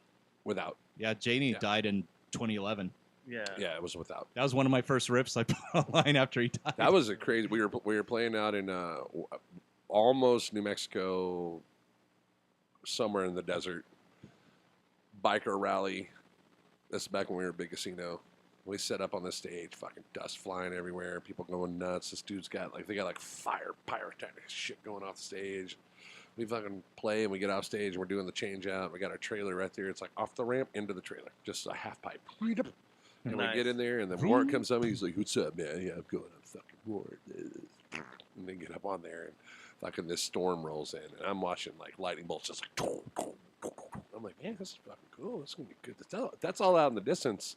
Oh, okay. Yeah, this is gonna look going to say rad. how close was it? Yeah, and then it fucking hit the stage, and then like the wind Oh, came in, and I shit. watched the fucking tin on the front, the canopy on the stage go boop, boop, boop, boop, and it just literally stage went. And it crashed. The whole thing. They all jumped off stage, and the drummer was still in it. And he was trapped in there like, oh, shit. And they were trying to get him out, and the whole fucking thing came down. Drummers always get shafted. Like, all their gear, everything, but the guitar player, whoever it was at the time, he was like, it doesn't make a fuck. Not my gear, not my problem. We got paid later. And he just fucked off to the bus, and there they went. Brett Michaels was actually cool, but I don't think I'll ever be able to play a Brett Michaels show again for one reason. One reason. You saw him without his wig. Not only did I see him without his wig. You saw him naked. No, it's worse than that. He was sitting in the green room. His balls were just and hanging up. his back was to me. Oh. And I came in from playing our gig. And I came in and just me being a tall guy and just used to doing it to my band members, not even thinking about it. I just put my hand on his head and was just like, "Hey, bud," like that. And his whole fucking thing went like that. I was like, he goes, "Don't ever fucking do that again." I was like, "I'm sorry. I didn't."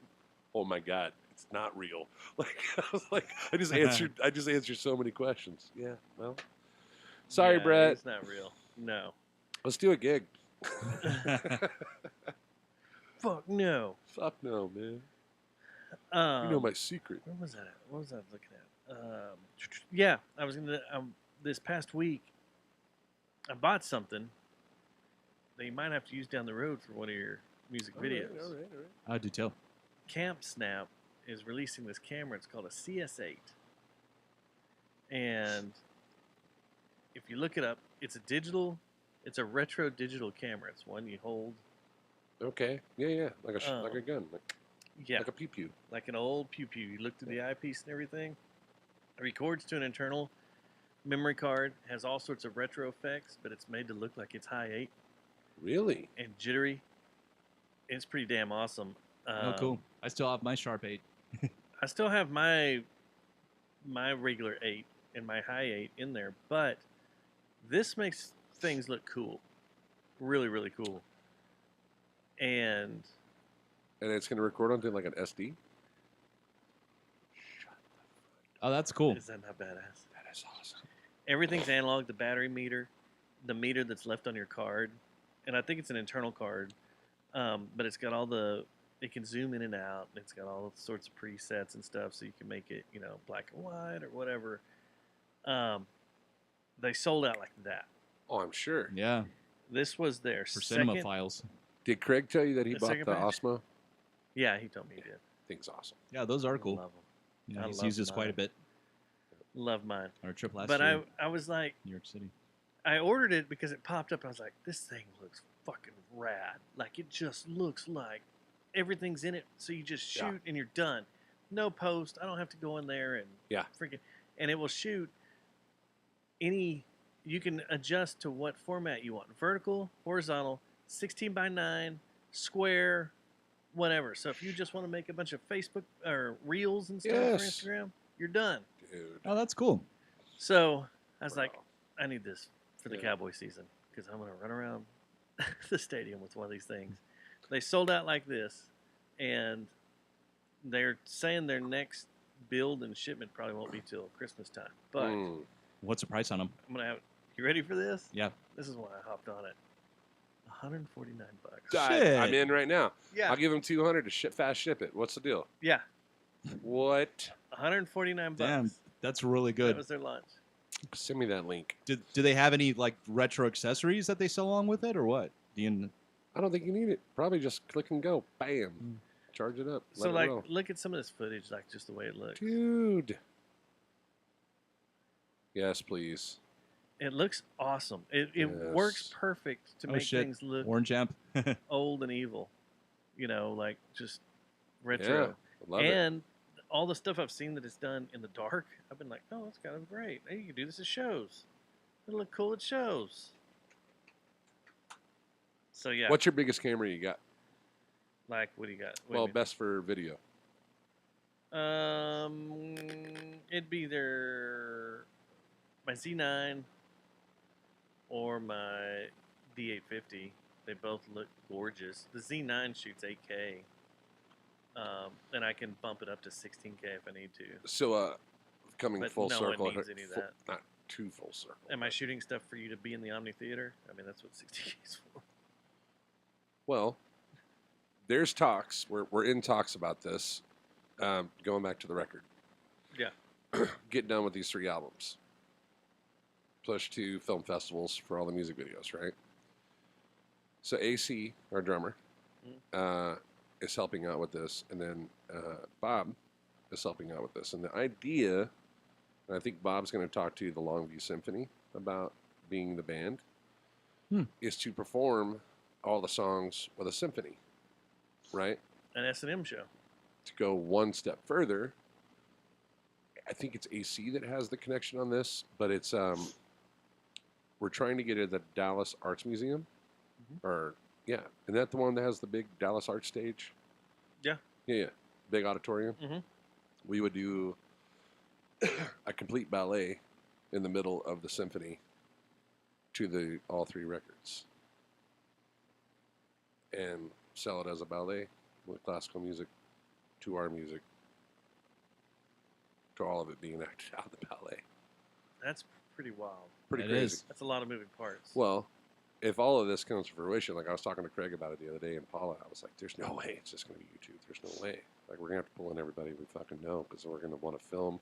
Not only are we going to want to film this completely and record it, but then we're also going to want to run like a live switcher with it. I call in a company, have them come out, 4 or 5 to 6 cameras going up on back of the room, over the crowd, crane shot, and have a guy back there, with comms on, talking, camera 1, camera 2, blah, blah, blah.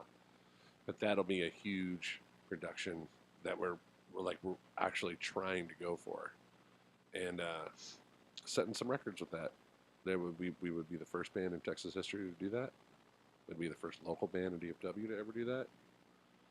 It'd be some. Oh, that's a lot. That's crazy. Yeah, but Yeah. there's like people It's that ambitious. we've like It is. people that we've talked to about it, like sponsorships and stuff to help out with it, are 100% on board. You can have a live audience. Yeah, with we it would too? we would sell tickets to it. Like this would be like days and days of rehearsal to make this happen.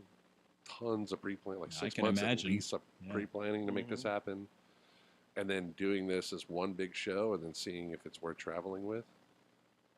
But it tells it because the whole thing tells a story. It all comes down to the storyline of what's going on with this couple, and it's.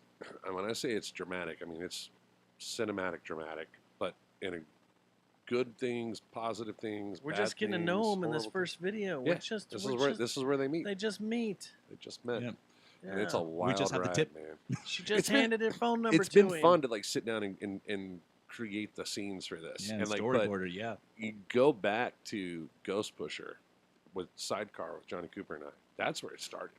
That was 8 years ago, 10 years ago. That's where the idea came. Was Ghost Pusher, because when we wrote that song, I was like, I started telling Johnny. I think we were both drunk when we were talking about it. I was like, we can do this, and he was like, it's a lot. We're never gonna do that. Fucking, it's a great idea. It's never gonna happen. And then I was like, I'm gonna make that happen. Yeah. And then Deadwood just started playing Ghost Pusher when we, it was just a song, a filler, but we were doing it, and it was so cool. I was like, let's put it on the record. Let's do it. Let's do our version of it. Yeah. So we put that on the record, and then but at the same time, all the songs written after that fell into that storyline, and it's crazy how it comes in. It's like it comes in way down the line. In the how the videos come out together, the chronological order, how they come in, but it was written before most of these songs, and so yeah, and then the EP, Bring Me Home, we did Lighthouse Keeper, The Rain, and Reach for music videos. We're by the third album, we are working those in just as they are, but cutting off the credits on the end and working those into the storyline of where Reach, Lighthouse Keeper, The Rain, and then we're doing one for Bring Me Home and You and I, and bringing those songs into it. And it's like, all right, that worked. So basically it's a music video for every song that we've released. Yeah. Shit. It's like, oh, we're really doing this. I didn't need a life. My wife was like, "Are we gonna take a vacation?" I was like, "Yeah, sure. When? Where? Yeah, sure." Yeah, I don't know when. I'm in the 7th realm of video hell for the next 3 years. But sure. Yeah. Did Craig shoot most of that with the Osmo? No, he didn't. No, What? He's on his Nikon. We He got was? Game of Ghosts. We shot on the Osmo. You did. Yeah, because there's a whole action scene in there with the river that we needed 2 running. But he was on his Ronin and with his Nikon, and he was. I'm so proud of him because he did so good on all of them, and he's learning so fast. The movement. He's. You can literally see the change from photographer to videographer. Like Yeah, it's a you can different see realm. it building. He's getting the idea. He's getting it. Yeah. From where we were to now, it's like 9-day difference. And so he's pumped about it. That's awesome. Yeah. That's cool. So I mean, that's good for him because Yeah. he needs that. He's starting to find now. He's getting past all that. He's learning all the stuff with the camera as far as shooting in film versus photography. Now he's getting into, like, when he got his Osmo, he came out to the show and he filmed with his Osmo for the first time. And then he tried to hand me the SD card at the end of the night. I go, I don't fucking want that.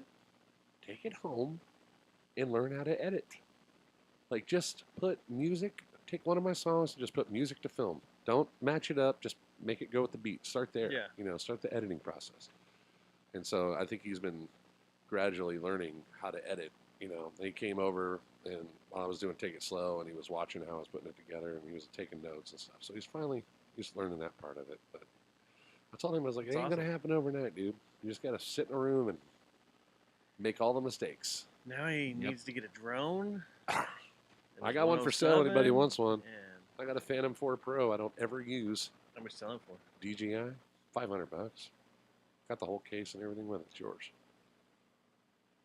I need a new Phantom 4. I need a big Phantom.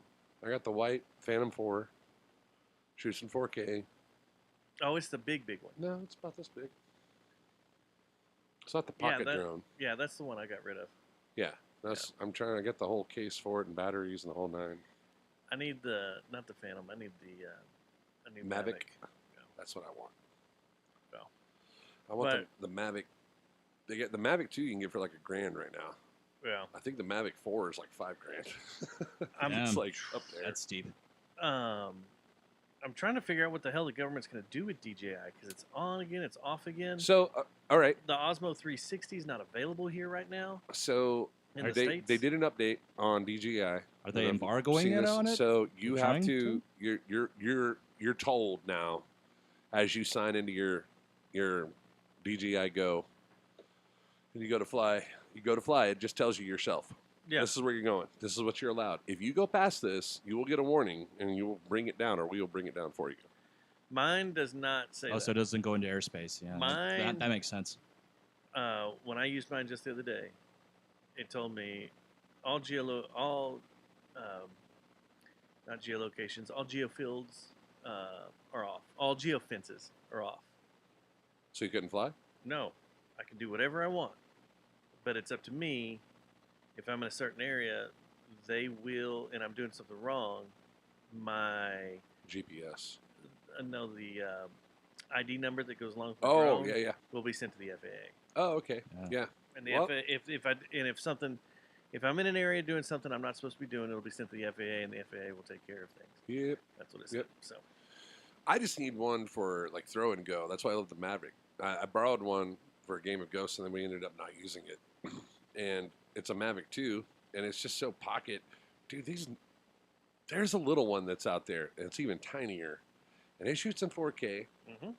It looks like a little square. It's about this big, and it folds up, and you can literally shove it down in your pocket. It's the new travel one. And you pop it out like this, you unfold it, clips in, and you turn it on, it goes beep, beep, beep, beep, and then it'll start propelling, you just toss it. Toss it, you don't even have to, nothing, you just toss it up in the air, and it automatically starts floating. And then on your phone, you just put it to follow you, and then it can follow you. You can you can go around the subject, over the subject. It's got a height limit it'll go to, but it looks great. And the camera on it is like the Osmo. It'll sit there. It's the what's it called? The Neo? Yes, I think you're right. Neo. But the only problem is the camera will only go up and down. Right. But the way it turns, so the way it moves and everything's. But I've seen some of the footage when you're back editing far? it. It's not too far. There is shake because it's not a 3-point gimbal on it like everything else because it's still connected to that. It's great for traveling. It's great for vlogging. It's great for all that. Right. I wouldn't use it for a music video. I wouldn't use it for a music video, but like some of the stuff that Paratheory does, I would definitely go with that. Yeah, you can do that. Yeah, because it would be cool just because have it just following you because that's all it. Yep. It figures everything out. It knows not to go too high. It knows, you can tell it to sit. It's got its right over your shoulder. They have a version that does like the DJI has sensors on it, so it'll like if object comes up, it'll go around it. Mine will do that. I always try to do extreme shit with mine. Like I need you to follow my vehicle, like around the desert or something, and I end up going too fast, and then it's way back. It freaks out. Yeah. But where are you going? When you're just walking around and stuff, it'll sit. I call it parrot mode. Right. Because it basically sits on your shoulder and follows you around. Sure. It's like a little puppy dog. It's cool. And it's great because like third person. Yeah. You just box yourself in. I gotta find it, man. One of the coolest fucking shots I ever got was down in Austin with that Phantom 4, and it was when Miller was doing a big concert series down there in Miller Eagle AVL. They had like 5 or 6 stages, right? And they're doing fireworks shows all across Austin down there. And I flew that fucking drone right through all those fireworks. I went right through them and then turned around and came straight back. And I was just smooth sailing. And you could see the stages and you could see the lights going from the stage over here, over here, over here, over here. Like just a tunnel of them. And I was going down. It was right over downtown Austin. And all these fireworks are going off. And I'm like, a few of those fireworks got like really close to hitting me. I can imagine. Whoa. My old Phantom, years ago, because it was the first one I had. Yeah. I took it for a spin. Matt and I were over at one of his buddies' houses over here in over by Birdville High School. Yep. And it was 4th of July. Yep. And Northridge Hills, Halton were doing their firework display, and I flew it through their firework display, and it got hit a couple times. Did it? Yeah. Yeah. It got hit by stuff. Totally. Yeah. But it was funny because this was back before anybody knew what drones was. Or Oh whatever, my God, and it dude! was When I was first working with Eagle and I got that Phantom, what I would do is I would go out and film all their stages. So I was filming I had GoPros running, and I would do like a time lapse of the setup and the teardown and the concert and the whole nine, right? And then I would just make promo videos to help them sell stages, like the SL stages and the light shows and all this stuff. Denton had their Jazz Fest going on, and we had all the stages out for that, and there was like stage C or whatever, it was over on the side, and I just went out to get it was during the day, it was just, there wasn't many people there, and so I had it up, 40 feet, 50 feet in the air, just flying at the stage, just doing a gradual zoom in, and then I went around the stage a couple times. I was coming back, and this hippie comes out, and he's like, "Get that fucking thing out of there!" He threw a beer bottle at it, and when he did, he missed it, and it came down and he hit a kid right in the head. Oh, shit. And police showed up, and they're like, "You got to ground that thing. It's causing too much of a distraction." I go, "I'm in trouble because he's an asshole? Fuck off. No.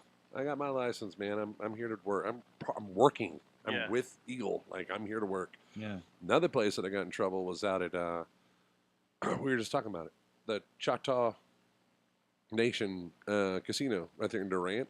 Yeah. When they first built that lagoon, the pool and everything, so I did the whole thing where I came up and over the wall, and I went down and got like just above the water, went under the little walkway. We had it all staged. People were like, action, and everyone's drinking, partying, throwing the volleyball around or the beach ball and shit, and I'm flying through there. And everybody knew about it. We had all the paperwork signed, and I guess Choctaw, the reservation made a phone call and said, ground it right now. And I guess what it was is there was some sort of law on Indian land about hotels and where this drone's at, and it's an invasion of privacy. They thought I was looking in windows with a drone. I was like, dude, and they were trying to explain to him, like, no, we're filming a commercial out here. And I had to, and like police showed up the whole night, and they're like, so what are you doing with this footage? I'm like, I'm with Eagle ABL. I'm here we're shooting this. This is what we're doing. For 4 hours, I was stuck there trying to explain what we were doing. Yeah. That I had other camera ops out there, like, and that's when, for me, that was when drones were like really becoming a thing, and then you had these, I'm not gonna say names, you had some douchebags around here that were like, oh, I'm a fucking drone, I know everything about drones. I could say one name, but fuck him, I don't care. I wouldn't give him the time of day. I know of one. Yeah, I bet we know the same fucking guy. Lives in downtown Fort Worth. First name start with an S. No. Okay. No? Shit. No. No, we'll talk about the show. Yeah. Well, he's a dick. Fuck him. Yeah, he's one of these ones that are always like, man, look at shit. I got a brand new drone and blah blah blah blah blah, and it's you're in trouble now. The fucking helmet came out. Oh shit. Oh, now it really looks SSE. Oh, buddy, does his arm come down? Oh, I don't want to break him. Is this a model or is this an actual action figure? I may have him action somewhere. figure. But anyway, yeah, I mean, it's that's pretty bad. All you need is a white marker. That's all you need, dude. I mean, half of Star Wars was based off World War II stuff. So. Exactly. Just put this over here and just leave him alone. All right. Well. Yeah, man. It's been a good night. Yeah, dude. We've got a long way. The only other thing I want to talk about, did you hear about the drummer mix-up over the week? Yeah. I figured you'd get a kick out of this. Yeah, Tool and Nine Inch Nails and Foo Fighters. They swapped drummers. Yeah. Swapped drummers. What? So earlier this year, Foo Fighters kicked out Josh Freese. Didn't know that. Something's going on with Dave, and I don't know, Josh, and I don't know. Josh is like the nicest guy in the world too, so there's no telling what fell apart, but they parted ways. Okay. And Nine Inch Nails got back from Europe and is about to start in 2 days. They start the U.S. tour, And Elon, Nine Inch Nails drummer for the last, I don't know, 16 years, something like that, told Trent that at the end of the year he was no longer going to be with Nine Inch Nails because he's going over to the Foo Fighters. And Trent said, "Okay, well, we don't need you. We'll bring Josh over, and Josh will play the tour with or us." Josh back actually, because we'll bring Josh back. he toured with them with Teeth at least. I know that. I saw Josh with him Which is funny because Dave Grohl actually drummed on several songs of that album. Not with Teeth, yeah. Yeah. What's going on with Dave Grohl, man? Last few years, he's just been a roller coaster. Well, I mean, ever since old boy died, he's just Taylor Hawkins. Yeah. And The Affair and yeah, The Affair. And, before you know, he's just gonna kick any drummer out and just play drums and sing. It wouldn't surprise me. Well, then who's gonna play guitar? They have three guitarists. Pat Smear. Actually, no, that would just be two. Pat Smear and Chris Shiflett. Yeah. What's it going to be? And Foo Fighter Cowboy Mouth? Probably, yeah. Foo Fighter That's Mouth? right. Cowboy Mouth, the drummer, was a lead vocalist. Dude, I had to open Phil up for them Collins. once, and they were like, there was nowhere for me to open. His drum riser was at the front of the stage. Ellen DeGeneres' brother plays in that band too. Really? Yeah. Really? Paul DeGeneres. Yeah, Bet she hasn't he's seen one him of play the in a while. guitarists. Huh. That's weird. I wonder where old Edie went. She's overseas. Yeah, she's overseas now. Yeah. She had to go overseas for that. Literally. Literally. Literally. She got over there. Well, it's been a fun evening. Yeah, man. Thanks for having me. No, Again, anytime, man. third time's a charm. Yeah, it was good. It was good, good, good. I'm excited about what you're building out here. It's very interesting. Yeah, man. A lot of work. It is a lot of work. Glad you're doing it, not me. Yeah, I got enough on my enjoy it. plate right now. I love it. I love doing it, man. Yeah. If I could just shoot film and edit, I would do that instead of music. Yeah. I love doing it. That's why I went to college for, but I never got a job in the industry. Yeah, dude, I absolutely love it. I love doing it. Love watching it all come together. And, you know, everybody playing a part in it. I just think it's this whole thing is just such a radical idea that's come to life. That's all just happening. That's like, wow. The people that are, big shout out to all the people that got involved. Yeah. That are helping out, like Rhinestone, let us just come in there and shoot Pearls. And, That's pretty badass. Lucky, well, yeah, that's for blood. We have blood in the water, so we're shooting that one's going to be fun because it's all POV. So the whole thing's from Jace's point of view, and it's just him out getting drunk all night. So I'm literally going to be with Craig chasing him around with a camera, where we're letting all the venues know that we're shooting a music video, and everybody that comes in the door will be told there's a music video being shot tonight. You guys are more welcome to come in and drink, but you are going to be on camera. And how are y'all rigging that up? So he's using the Ray-Bans. Have you bought any? Have you bought them? Bob and AC have a pair. And what do they think of them? Because I want to buy some. They're 1080p, 4K. Uh-huh. But they shoot 3 minutes. That's it. That's it. 3 minutes, and then you have to stop it, and then 3 minutes again. So that's all it holds. That's it. 3 minutes, 3 minutes, just 3 minutes of like. Each, Oh, okay. It only records up to 3 minutes. And then, but how big is the storage in it? It's whatever you got on your cloud. Okay. And you have to have cloud service with it? I think so. I haven't really read too far into it yet, but if we don't do it that way, we're going to put Osmo, his little Osmo, right there on his shirt. You know, and just have him go through chest point of view, right, and shoot it that way. I had a video I shot once that was POV. The thing about the Osmo is it gets really grainy when it's really dark. Because you got to think we're going to be going into light and in the dark, and like it's all fast action. So you're going to have to set that ISO to be. See, I haven't had a problem with that with mine. Mine looks really good in the dark. Yeah. Yeah. I'm interested to see it. That's why we're also going to be running 2 other cameras, chasing him. My GoPros always looked weird because the video I shot that was POV was a GoPro, basically the forehead mount. Forehead, yep. Yeah, and yeah, that got grainy and dirty. But shit. Yep. When it was grainy, I just built it out in post to make it look like it was grainy and just shitty footage. But it turned into like Lock, Stock, and Two Smoking Barrels, the poker scene. Oh yeah. That's what it was basically like. It was just like, you know, yeah, getting drunk and going crazy and playing cards. So that one's gonna be shot in the stockyards of the POV, but then we're using Pearls as where we're playing at. And then we have a bartender that's cameoing in it, and Door Guy, and there's all these cameos, man. And we're just pulling more names that we, like, love to get you in it. Yeah. Yeah, come be a part of it. I'm in. Let's go. Just we're trying to think of like, who's the lead singer for Cutthroat Finches? Sean Russell. Yeah, Sean. I'd love to. I don't even know that dude, but a lot of people know him, and he's been such a staple around here. I'd love to get him to come be a part of it. He's a cool dude. We're trying to do a throw for Dallas and Fort Worth mainly, but Dallas as well. Yeah. Right, and trying to put in people that have been around this scene for 25, 30 years, and putting them in there as cameos. And we got some like heavy hitters that are going to be in it. That'll be pretty awesome. It'll be like, oh shit, Yeah. But then we have some guys that are heavy hitters to us, but not a lot of people know them.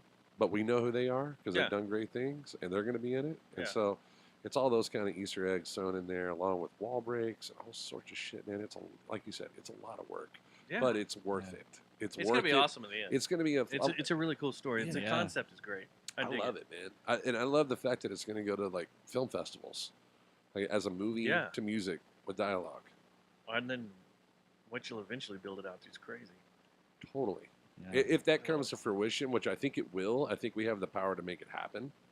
But if it does, holy shit, because by that time we'll have pushed to radio, terrestrial radio, and internet radio, podcast, etc. It'll be like 27 songs to radio. You know what I mean? Good times. Wow. Oh, shit. Yes. Shit. Well, keep us informed on what's going on. And, dude. I let will. us know. Absolutely. Up to date. Well, you got anything going on? Yeah, I do actually. Oh, here we go. Check this guy. So speaking of video productions, I am shooting a porn. No. At a gas station. No. Yeah. So with Elmo. Damn it! No, it's not Elmo. Skip Redstone. That is my original character that you can find on Instagram and TikTok and my YouTube series Shipped in a Box, which I'm shooting the second half of the series finale of season 2 this coming Tuesday at the Electric Starship Arcade. Yeah, you ever been there? Yes, dude. Yeah, the place to kick ass. Yeah, dude, it's dope. Yeah, and the guy that actually runs the sound there, I'm friends with him. His name's Dave, and I've never seen a show there. Yeah, they have bands there occasionally and DJs and shit, but I'm going to be there next Tuesday because it's one of the days they're closed, and I've got a handful of my friends that have agreed to be extras to to play as members of the audience. Sweet. Yeah, so I'm gonna be there. Do I need to bring that guy? Yes. Bring Pix Blackstone. Okay, I'll bring him. His fake alter ego. Yeah, so I'm gonna be there shooting my second half of the finale. And then after that, it goes to post. That's freaking awesome. Yeah, and you can check out. Yeah, and like I said, you could check out my existing the existing episodes of Shipped in a Box on Skip Redstone on YouTube. And then the second episode of Fort Worth AF dropped this morning. Yeah, I listened to it. Go check it out. Yeah. It's with Shasta of Arttooth. We did it over at Hotel Dryce, so it's a little echoey, but hopefully not too bad. Hopefully it's Dryce, not Bryce. You haven't been using the the AI audio editor? No. Come on now. I was going to. It's great. It's fantastic. Yeah. But you got limits. Did you know you can only do an hour a day? Yeah, that's Skip. Yeah, that's my character. I was shooting from the hip. I had no idea. Oh, I thought you remembered from last time you were here. Fuck no, I didn't. I just was saying weird shit because we were talking about porn in a gas station. No, as Elmo. I get Elmo comparisons to him all the time because he's red and fuzzy, but no relation. Yeah, no, you only get an hour a day. Oh, really? So with an hour and a half long show, I couldn't do it all. Yeah. It takes a while, but yeah, Adobe limits you to an hour a day. Oh shit! And I was like, whoa, I didn't know there were any limits. The first time I used it, there weren't any limits. In fact, all the Peter Steele audio I've used today I ran it through that, then chopped it up. No, I'm not talking about that. Which one are you talking about? I'm talking. It's an actual like audio editor. It saves you a fuckload of time, and it's on After Effects or Audition. Well, I don't use Audition. So on Audition, there's an AI program on there. Yeah. They added in, and you can. It doesn't. Well, see, but Audition it doesn't. is It's part not of copying your voice. All it's doing is going through all the shit you're And going to do clean and everything up. clean it. That's it. Yeah, and that's what, that's their free version. Because I think in order to use Audition now, you have to be part of their podcast package. Did you know they put that out? Well, fuck it. Then I'm screwed. But I've had the cloud forever.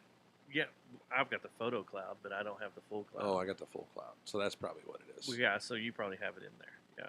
Yeah. So if you go in, basically it's the same software, and it cleans it up. It takes all the background stuff because all this Peter Steele stuff was from a shitty interview from '97 where there's all sorts of noise and stuff. Yeah. And it took it all out, cleaned it up, and made him. I Peter, believe how do you that feel about art that? should have function. Okay. Something should not hang on a wall and do nothing. And that sounds clean as can be. It does. Yeah. I mean, it's because he's right there. Yeah. It's not destructive. It's purposeless. I agree. Yeah. He does have one more thing he wants to say before we sign off. Okay. And you got him on screen there so we can talk? Okay. Now that I really think about it, Skip Redstone would fit perfectly over my car. So there you go. Yeah. Yes, that's a great way to end it. Oh, Jesus. All right. Well, let's get out of here. Yeah. All right. Good night, guys. Later, guys. Red pants. Thought you'd like that. That's hilarious, man. Nice timing. All right, I'm gonna stop the stream. Do it. Good night, Bye, everyone. guys. Later. So long.